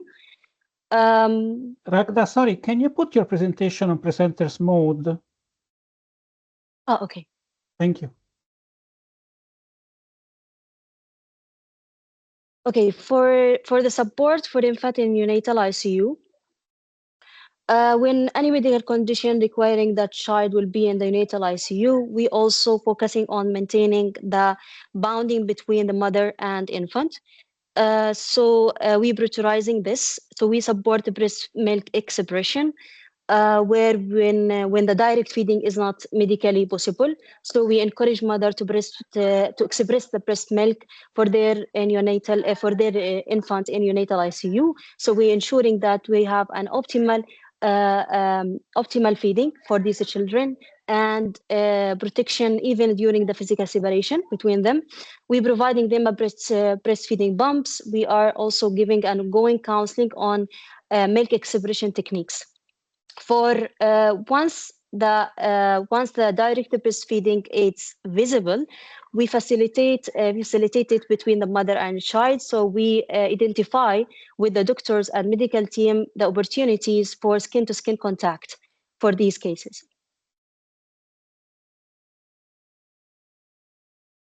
For the community outreach and behavioral change intervention, through our mission and through the training of a staff and volunteer, we were able to reach 52,000 of caregiver with evidence-based IYCF messaging, promoting exclusive breastfeeding, complementary feeding, and even maternal nutrition knowledge or training. In July and in November, we have starting in the nutrition department at IMC in Gaza to implement cooking demonstration activities. We are focusing on the pregnant and malnourished. For now, we are focusing on malnourished pregnant and lactating women, and also for the caregivers of children from 6 to 59 months. We started with having in each group 10 participants. So we're focusing on culturally appropriate nutrition skills using available foods. These sessions are aiming to empower caregivers to improve the dietary diversity for their children. We support children and BLW also with lipid-based nutrient supplements and high-energy biscuits and micronutrient supplementation. During our mission, we were able to reach more than 68,000 of individuals with children from 6 to 59 and pregnant lactating women. You have 1 minute left, Ragda, Okay. sorry. Okay, good. Okay. For breast milk substitutes, we are working under strict medical indication, and we are providing it after done of a full IYCF assessment for the mothers. So up to date, we have reached 564 infants under 6 months receive ready-to-use infant formula under full IYCF and MAMI protocol, and in cooperation with strict counseling sessions. One of the approaches that we are also integrating in our services is the MAMI Baby approach, where through the early screening and individualized care and the integration with the SRH and mental health services, MAMI approach is aiming to improve the well-being of the maternal and reduce the infant's malnutrition risk. So for the challenges that we are facing, yes, the war is stopped, but still we have still facing the challenge of access. The mother, because of the multiple interrupting in the treatment protocol, because there is a frequent displacement for the families from a place to another place, which is considered like a challenge for us. In addition to that, with the improvement of the food and the entry food to Gaza, still there is a prevalence of undernutrition and the psychosocial stress that is still the mother and lactating woman exposure to it is also affecting the successful breastfeed among them. We still also facing that there is unregulated donation that's coming, especially from outside. It's coming with a good intention, but actually also to intervene with our interventions in Gaza. But the organization, the partner here in Gaza with the nutrition cluster are working hard to prevent this.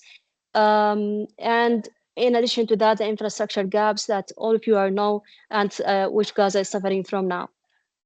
So in summary, the support which is in need to sustain the impact, we need to strengthen the technical capacity more and more, and the operational support, especially to strengthen the logistics system in establishing of a safe, functional mother-baby spaces with appropriate privacy and water sanitization and hygiene facilities.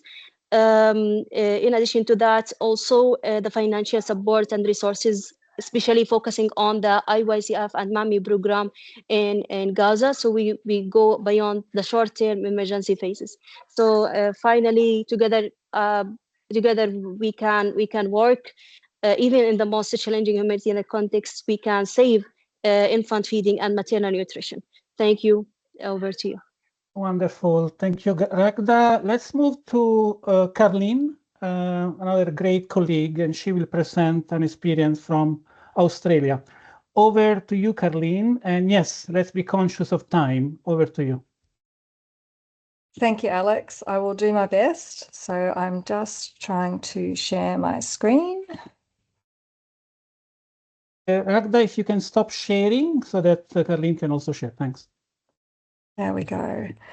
So yes, my name's Carleen Gribble. I'm an adjunct professor in the School of Nursing and Midwifery at Western Sydney University. I'm also a member of the IFE Core Group and a current steering committee member, as well as being an Australian Breastfeeding Association educator and counsellor. So I'm just going to give you a quick snapshot of what's been happening in Australia around supporting appropriate infant and young child feeding in emergencies interventions. So like Italy, we're quite prone to disasters, although we don't really get much in the way of earthquakes. We get pretty much everything else. So what are Australian infant feeding practices like? We've got quite high breastfeeding initiation Sorry, rates, over 90. Carleen, are you Yes. presenting? Yes. Is it not going? Can you all see the screen? I cannot. Okay. No, same for me. We're not seeing the slides, Colleen. Yeah, if Oh, you have any dear. problem, we can ask Vincenza to support. Yeah, can you do it for me, Alex? Because it's looking like it's sharing from my end, so I don't know what's happening. Vincenza, can you screen share? Yes, I share your. Okay. Thank you. Do you see? Thank you. So thank you very much. So next slide, please. So Australia's infant feeding practices, as I mentioned, we have high initiation.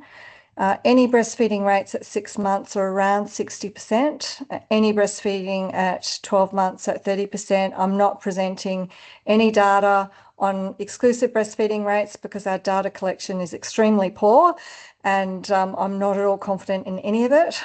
We have very high rates of infant formula feeding alongside this, and I would suspect that it would be probably more than 90% of babies would get infant formula sometime in their first year of their life.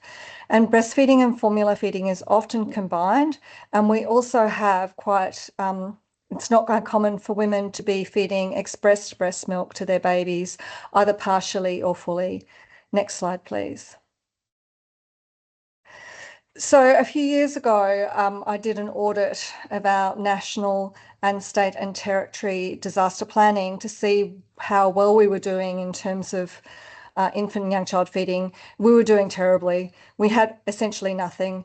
To give you an indication, I did a word search, go through those documents to see how many times the word baby or infant was mentioned. It was about 120 times. But if you search for the word animal or pet, that was more than 2,300 times. So much better prepared for animals than babies in disasters. Next slide, please. In 2019-20, we had an enormous disaster, the Black Summer bushfires. They lasted for about 9 months in every state in Australia, including where I live. And I'm just going to quickly show you a little bit about that from my end. So next slide, please. So this is where I live. That's a little star there. Next slide. Again, that little dot, if you look, that little dot is where my house is, and you can see all the bush to the left of it, which is where the fires were. Next slide, please. And this is what it was like. It was quite terrifying, and these fires affected about 80% of the Australian population. So an enormous disaster. Next slide, please.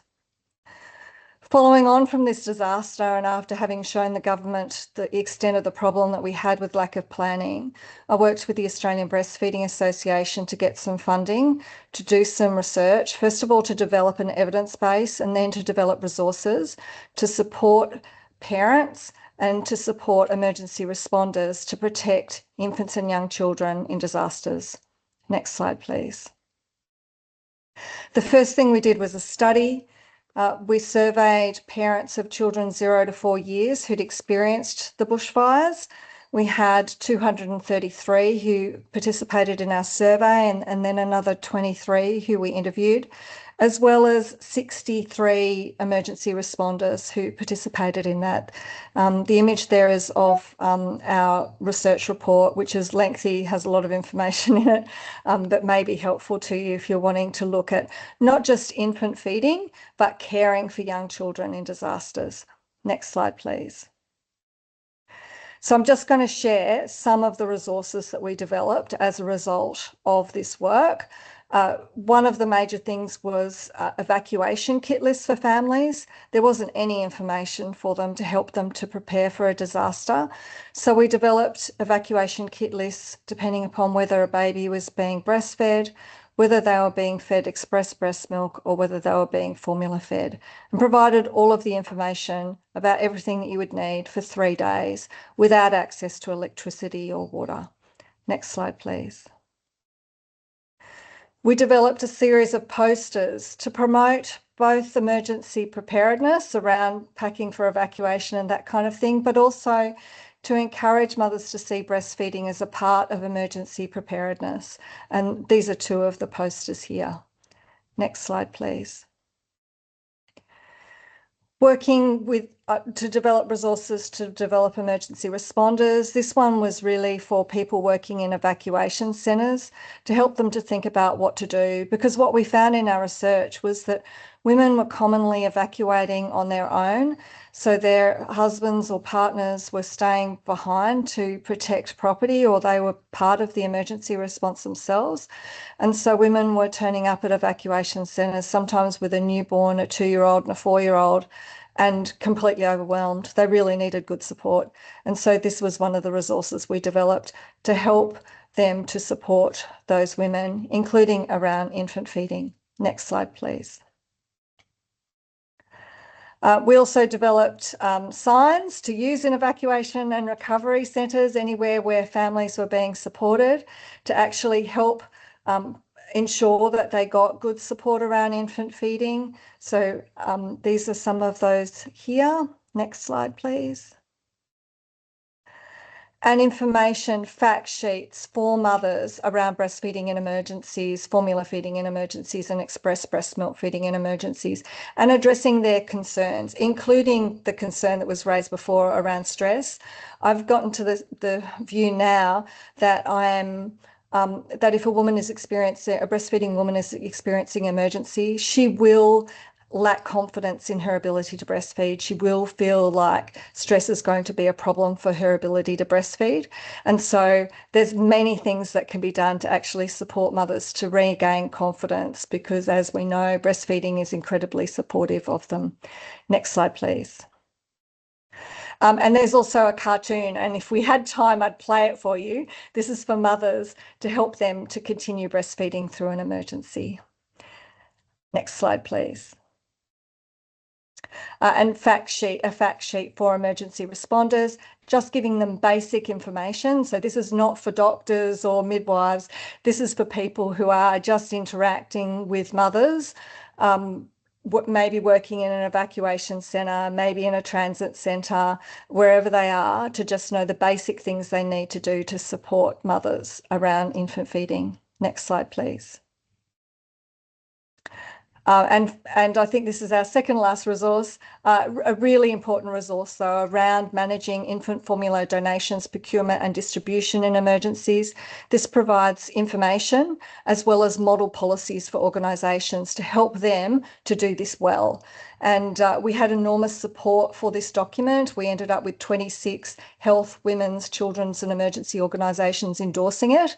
And even that endorsement process assisted organisations to change their own policies. So they read this document, said, yes, we'd like to endorse it. And we're actually changing our own policies so they're aligned with this. Next slide, please. Pauline? Yes, this is our final resource. Yeah. This is the Mother Baby Area Guide for Australia. It's taking the resource that's been developed for use in humanitarian contexts, the Baby Friendly Spaces Guide from ACF, and developed it into to something that is appropriate for a high-income country context. And so, of course, all of these resources could be taken up, adapted and used anywhere else where they would be useful.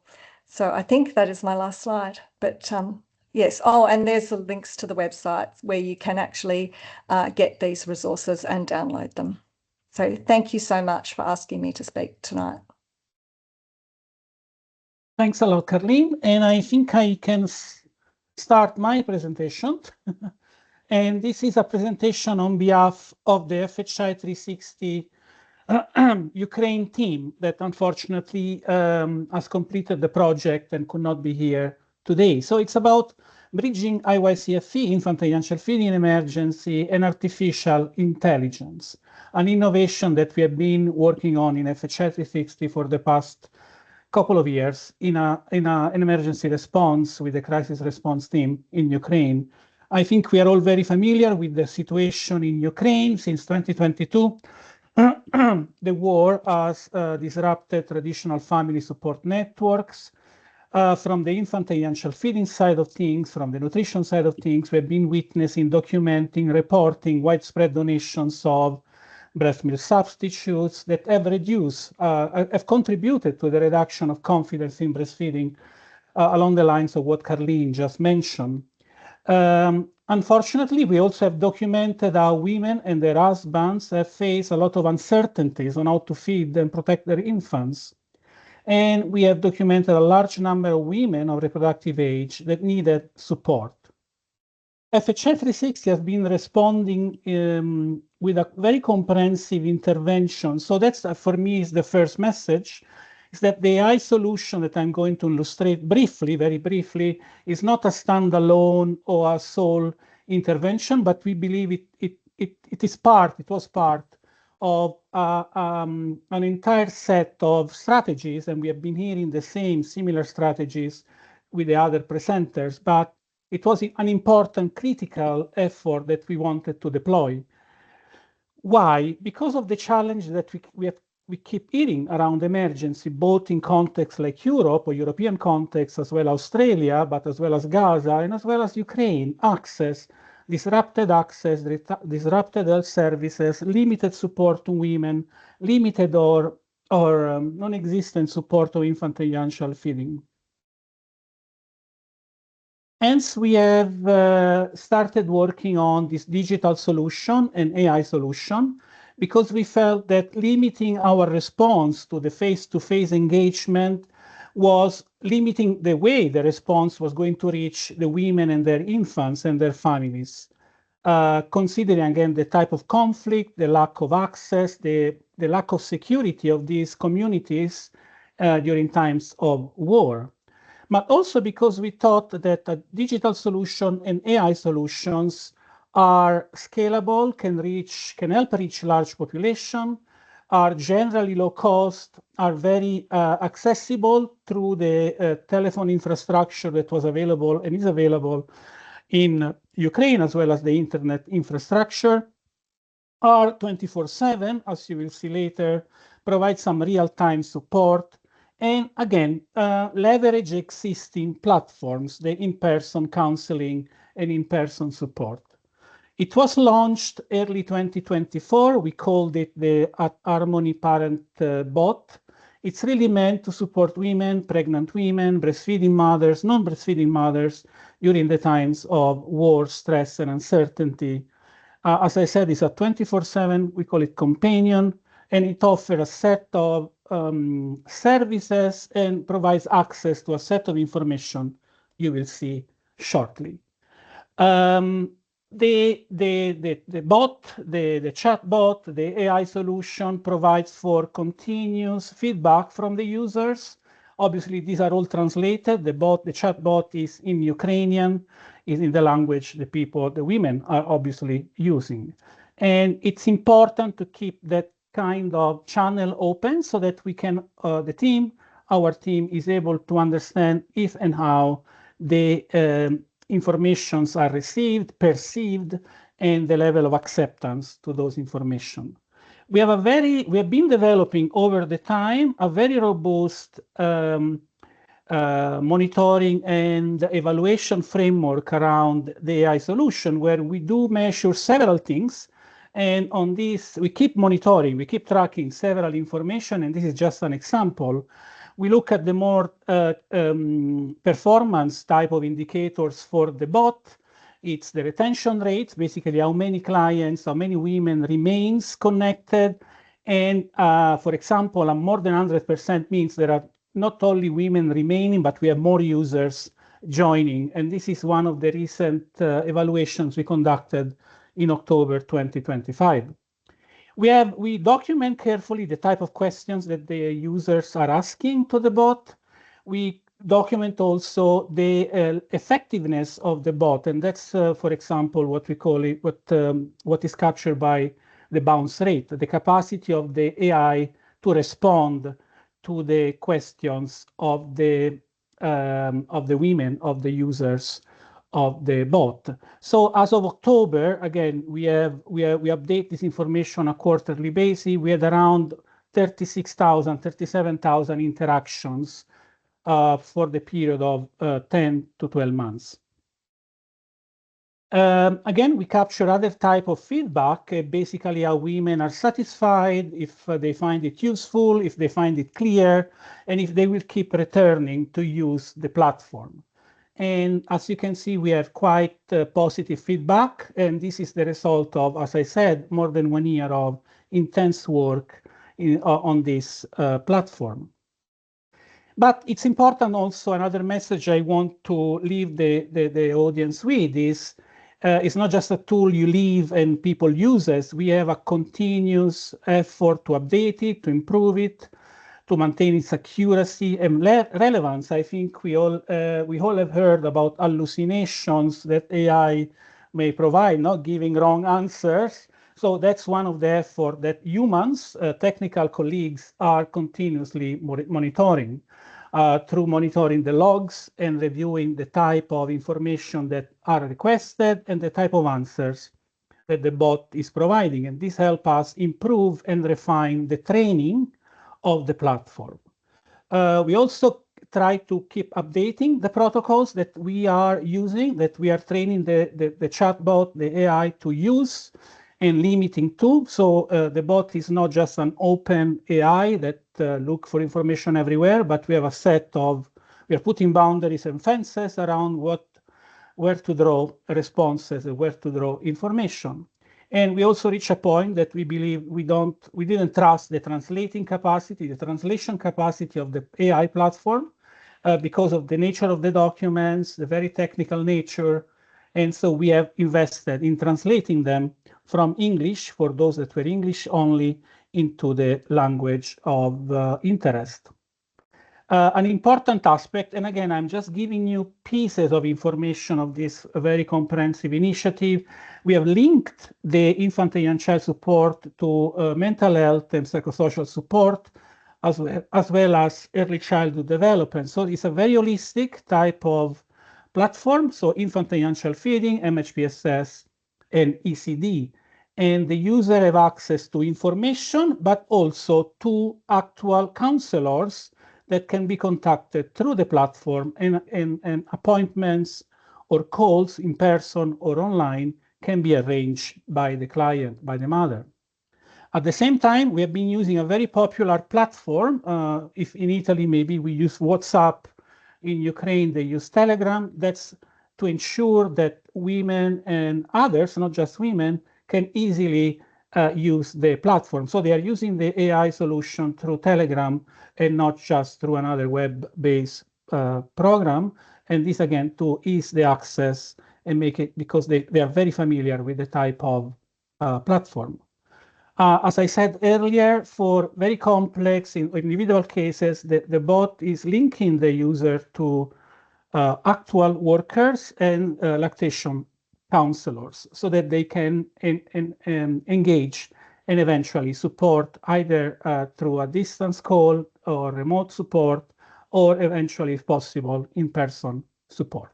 So this is a very brief snapshot, sorry for running through, but just to say that AI can be contribute to the solution of all the issues that we've been raising so far. So over to you, Anne. Thank you. Thank you, Alex. Oh, wow, this is so interesting. And I think the future is really coming now. We are a few minutes behind schedule, but as there are not many questions, we should be able to catch up. So, Alex, maybe you want to introduce the next presenter? Yes, and we have two. So if you don't mind, I will shorten a bit the introduction with all respect for the great colleagues. So we have Dr. Preeti Shakia. I hope I pronounce it correctly. She's a physician and a public health professional that specializes in maternal, reproductive, and child health. She's working with the Johns Hopkins Bloomberg School of Public Health, and she has been leading several mixed methods analysis and supporting multi-country studies. She has also worked for WHO and Save the Children, and has contributed to different initiatives, again, MCH-related, disease surveillance, and gender focus across Africa, Asia, and Europe. I think it's very important to emphasize she's the founder of Mahatri Nepal, that is a community-based initiative that expanded life-saving postpartum hemorrhage prevention in rural Nepal. And again, very important to highlight that Dr. Shakia was nominated for the UN Women Asia and the Pacific 30 for 2030 network in recognition of her great contribution to gender equality and maternal health. And she's joined by Vincenza Di Stefano. We have seen Vincenza across this event, a midwife, finalizing her PhD in public health at the Italian Institute as well. She's focusing on MCH and the first 1000th day. And she's also very much involved on IYCF-E. She has been working as a hospital midwife. She's also a lecturer in the University of Rome, Tor Vergata, on midwifery and nursing. And she works with the wonderful Italian team. You have seen all of them. You have heard most of them. Over to you, to both of you, Dr. Priti and Vincenza. Over. Thank you, Alessandro, for that wonderful introduction. I'm Dr. Preeti Shakir. Hello, everyone. Like you mentioned, I'm a physician and public health professional. I'm currently working at Johns Hopkins University. The work that I'm going to be presenting today was done in collaboration with WHO Regional Office for Europe as part of my practicum project for Johns Hopkins University. I'm very happy to be part of this important dialogue and continue to advocate for such an important topic about inclusion of breastfeeding practices in emergencies. So I'd love to present my insights from the work that we've done. Next slide, please, Vincenza. So emergencies, we've already spoken about and looked over through many presentations beforehand, but emergencies, both natural and man-made, affect women and children disproportionately. Over 75% of refugees and displaced populations are women and children in times of crisis. So statistics suggest that from 1995 to 2015, conflicts alone have resulted in over 10 million deaths of children under the age of 5. Despite the importance of exclusive breastfeeding, we found that globally only 40% of infants are exclusively breastfed. As a result, suboptimal breastfeeding has resulted in more than 800,000 child deaths per year. In terms of crisis, as we know that the access to safe water, food, sanitation, or health services are disrupted, as a result, mother's milk becomes the most reliable and safest mode of food to the baby. Because breastfeeding is a life-saving intervention, it is also one of the most low cost and high impact public health interventions that needs to be protected and supported during crisis. Next slide, please. So the evidence is clear. Breastfeeding in emergencies have found to reduce child mortality by about 13% in children under the age of 5. Breastfeeding has also been found to reduce child morbidity and accounts for over 95% of reduction in infant illness resulting from diarrhea and pneumonia. Beyond child morbidity and mortality, breastfeeding has also been found to support maternal mental well-being as a result of bonding and stress reduction, and has been found to boost maternal mental health. Next slide, please. Despite these findings, we found breastfeeding in emergencies very challenging due to multiple reasons, which have been discussed beforehand. But then briefly to go over, through the system's perspective, like we mentioned, the uncontrolled distribution of formula milk, as well as disrupted supply chains and non-compliance with the international code of marketing of breast milk substitutes, and weak lactation support has undermined breastfeeding practices in emergencies. Similarly, from an environmental perspective, women lack safe, dignified, and private spaces to breastfeed their babies, as well as psychosocial stressors like trauma and misinformation in many instances, as well as disrupted social networks have been found to undermine breastfeeding practices. Similarly, maternal undernutrition and dehydration has been found to affect breastfeeding initiation and continuation in many mothers. Next slide, please. So to assess these inconsistencies in policies, we did a literature review of both scientific as well as lay literature. And coupled with the expert consultations from WHO experts and humanitarian actors, as well as policymakers. And we've devised this policy brief. Next slide, please. So I would again like to reiterate this. So several guidelines and policies exist, as we've discussed before. In 1981, the International Code of Marketing of Breast Milk Substitutes was established, which regulates the marketing of breast milk substitutes and related products. Similarly, in 1999, the operational guidance on infant and young child feeding in emergencies was established to provide evidence-based guidelines for infant and young child feeding during crisis. The main priorities for this include baby-friendly spaces, breastfeeding support, relactation, and strict breast milk substitutes control. Similarly, in 2010, the World Health Assembly, Resolution 63.23, called its member states to integrate this operational guidance into the national preparedness response and plans of its member states. Next slide, please. So through our analysis, we identified multiple gaps and inconsistencies in policy implementation. The first one is, of course, breastfeeding being overlooked and not being integrated into emergency preparedness and response plans. Second, and one of the most important, was very limited or non-existent guidance for non-breastfed infants was found. Similarly, infant and young child feeding in emergencies responses were severely underfunded, and the need for dedicated funding was noted. This lack of funding impacted the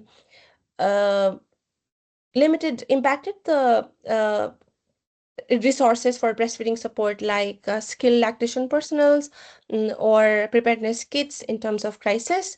Similarly, one of the most important challenges that we encounter is the poor compliance of breast milk substitutes or formula milk with international BMS code. And also another important point to note is the regulation of human milk banks. We encounter challenges with its availability, safety, and logistics. Also, coordination across multiple sectors have been fragmented.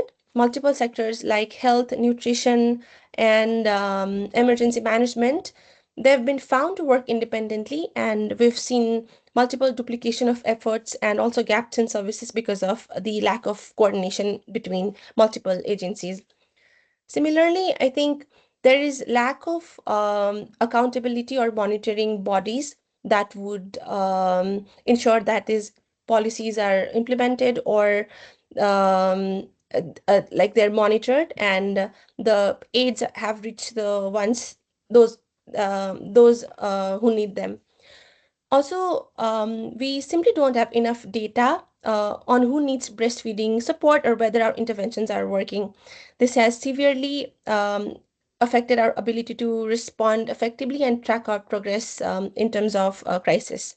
Next slide, please.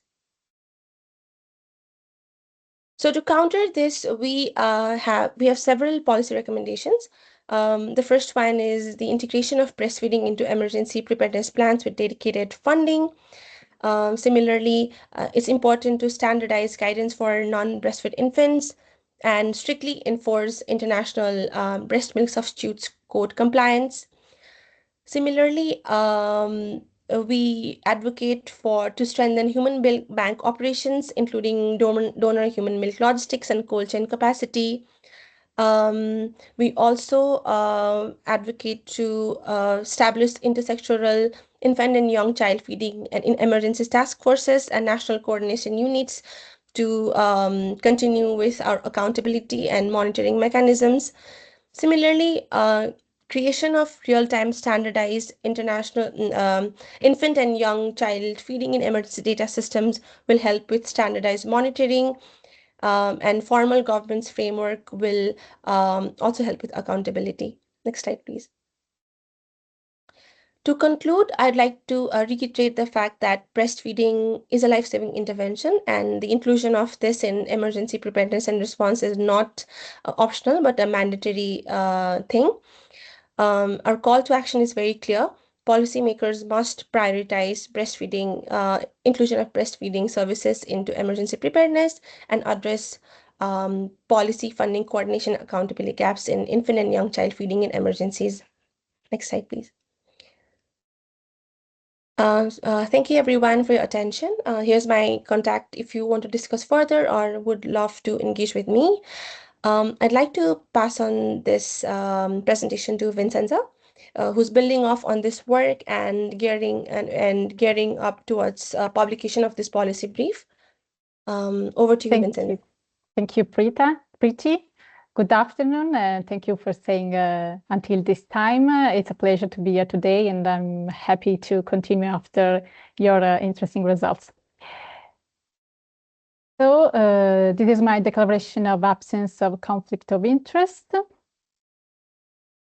And we start, so why this work? The work presented by Preeti clearly showed that despite the existence of global guidance, many barriers and policy gaps in infant and young child feeding and emergency remain unaddressed.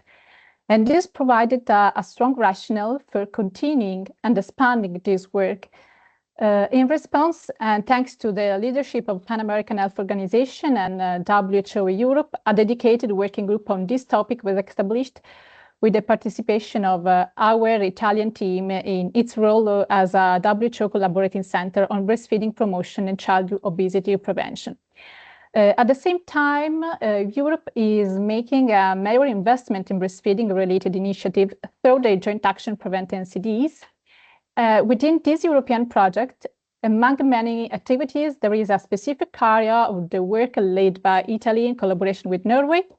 And as Anne and Angela mentioned earlier, this focuses on the implementation of the best practice baby-friendly community and health services across several European countries. And within these implementation activities, there is also a specific focus on infant and young child feeding in emergencies. For all these reasons, we are working on this project to update the existing evidence and to develop a policy brief that is fully aligned with the methodological standards and adapted to current operational needs. So the process of our work, we started with a review of gray and scientific literature after identify key policy gaps and priorities, draft the policy brief with key messages and policy option, and then moved to an external expert review before publication.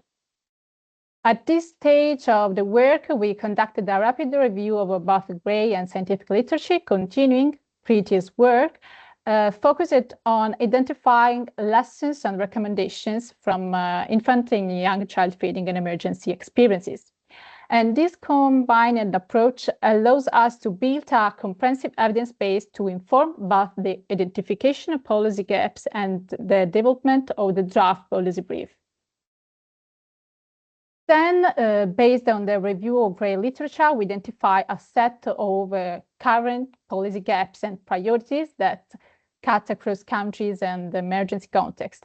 These include limited integration of infant and young child feeding and emergency into preparedness frameworks with governance and coordination, gaps in guidance preparedness for not breastfed infants, persistent challenges in the management of breast milk substitute and donor human milk, and weaknesses in monitoring and data systems. These gaps provide a preliminary basis for shaping both the policy messages and the policy option in the revised brief. Lessons and recommendations emerging from the evidence directly help the formulation of the key policy messages and policy option. And to ensure a solid and consistent methodological structure, our group decided to align the document with the WHO guidance on how to write a policy brief. And according to this template, the policy brief includes a clear problem statement, a concise set of 5 to 6 key policy messages, and a limited number of policy options, around 4, each analyzing in terms of cost feasibility, advantages, disadvantages, equity, stakeholder responsibilities, and implementation consideration.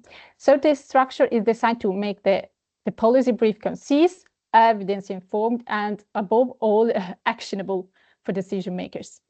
This is the framework we are currently working within. This is just a draft of the policy option currently being discussed by the working group. while the drafting is still in progress, several thematic areas have already emerged very clearly and will be priority areas to be addressed in key messages and policy option.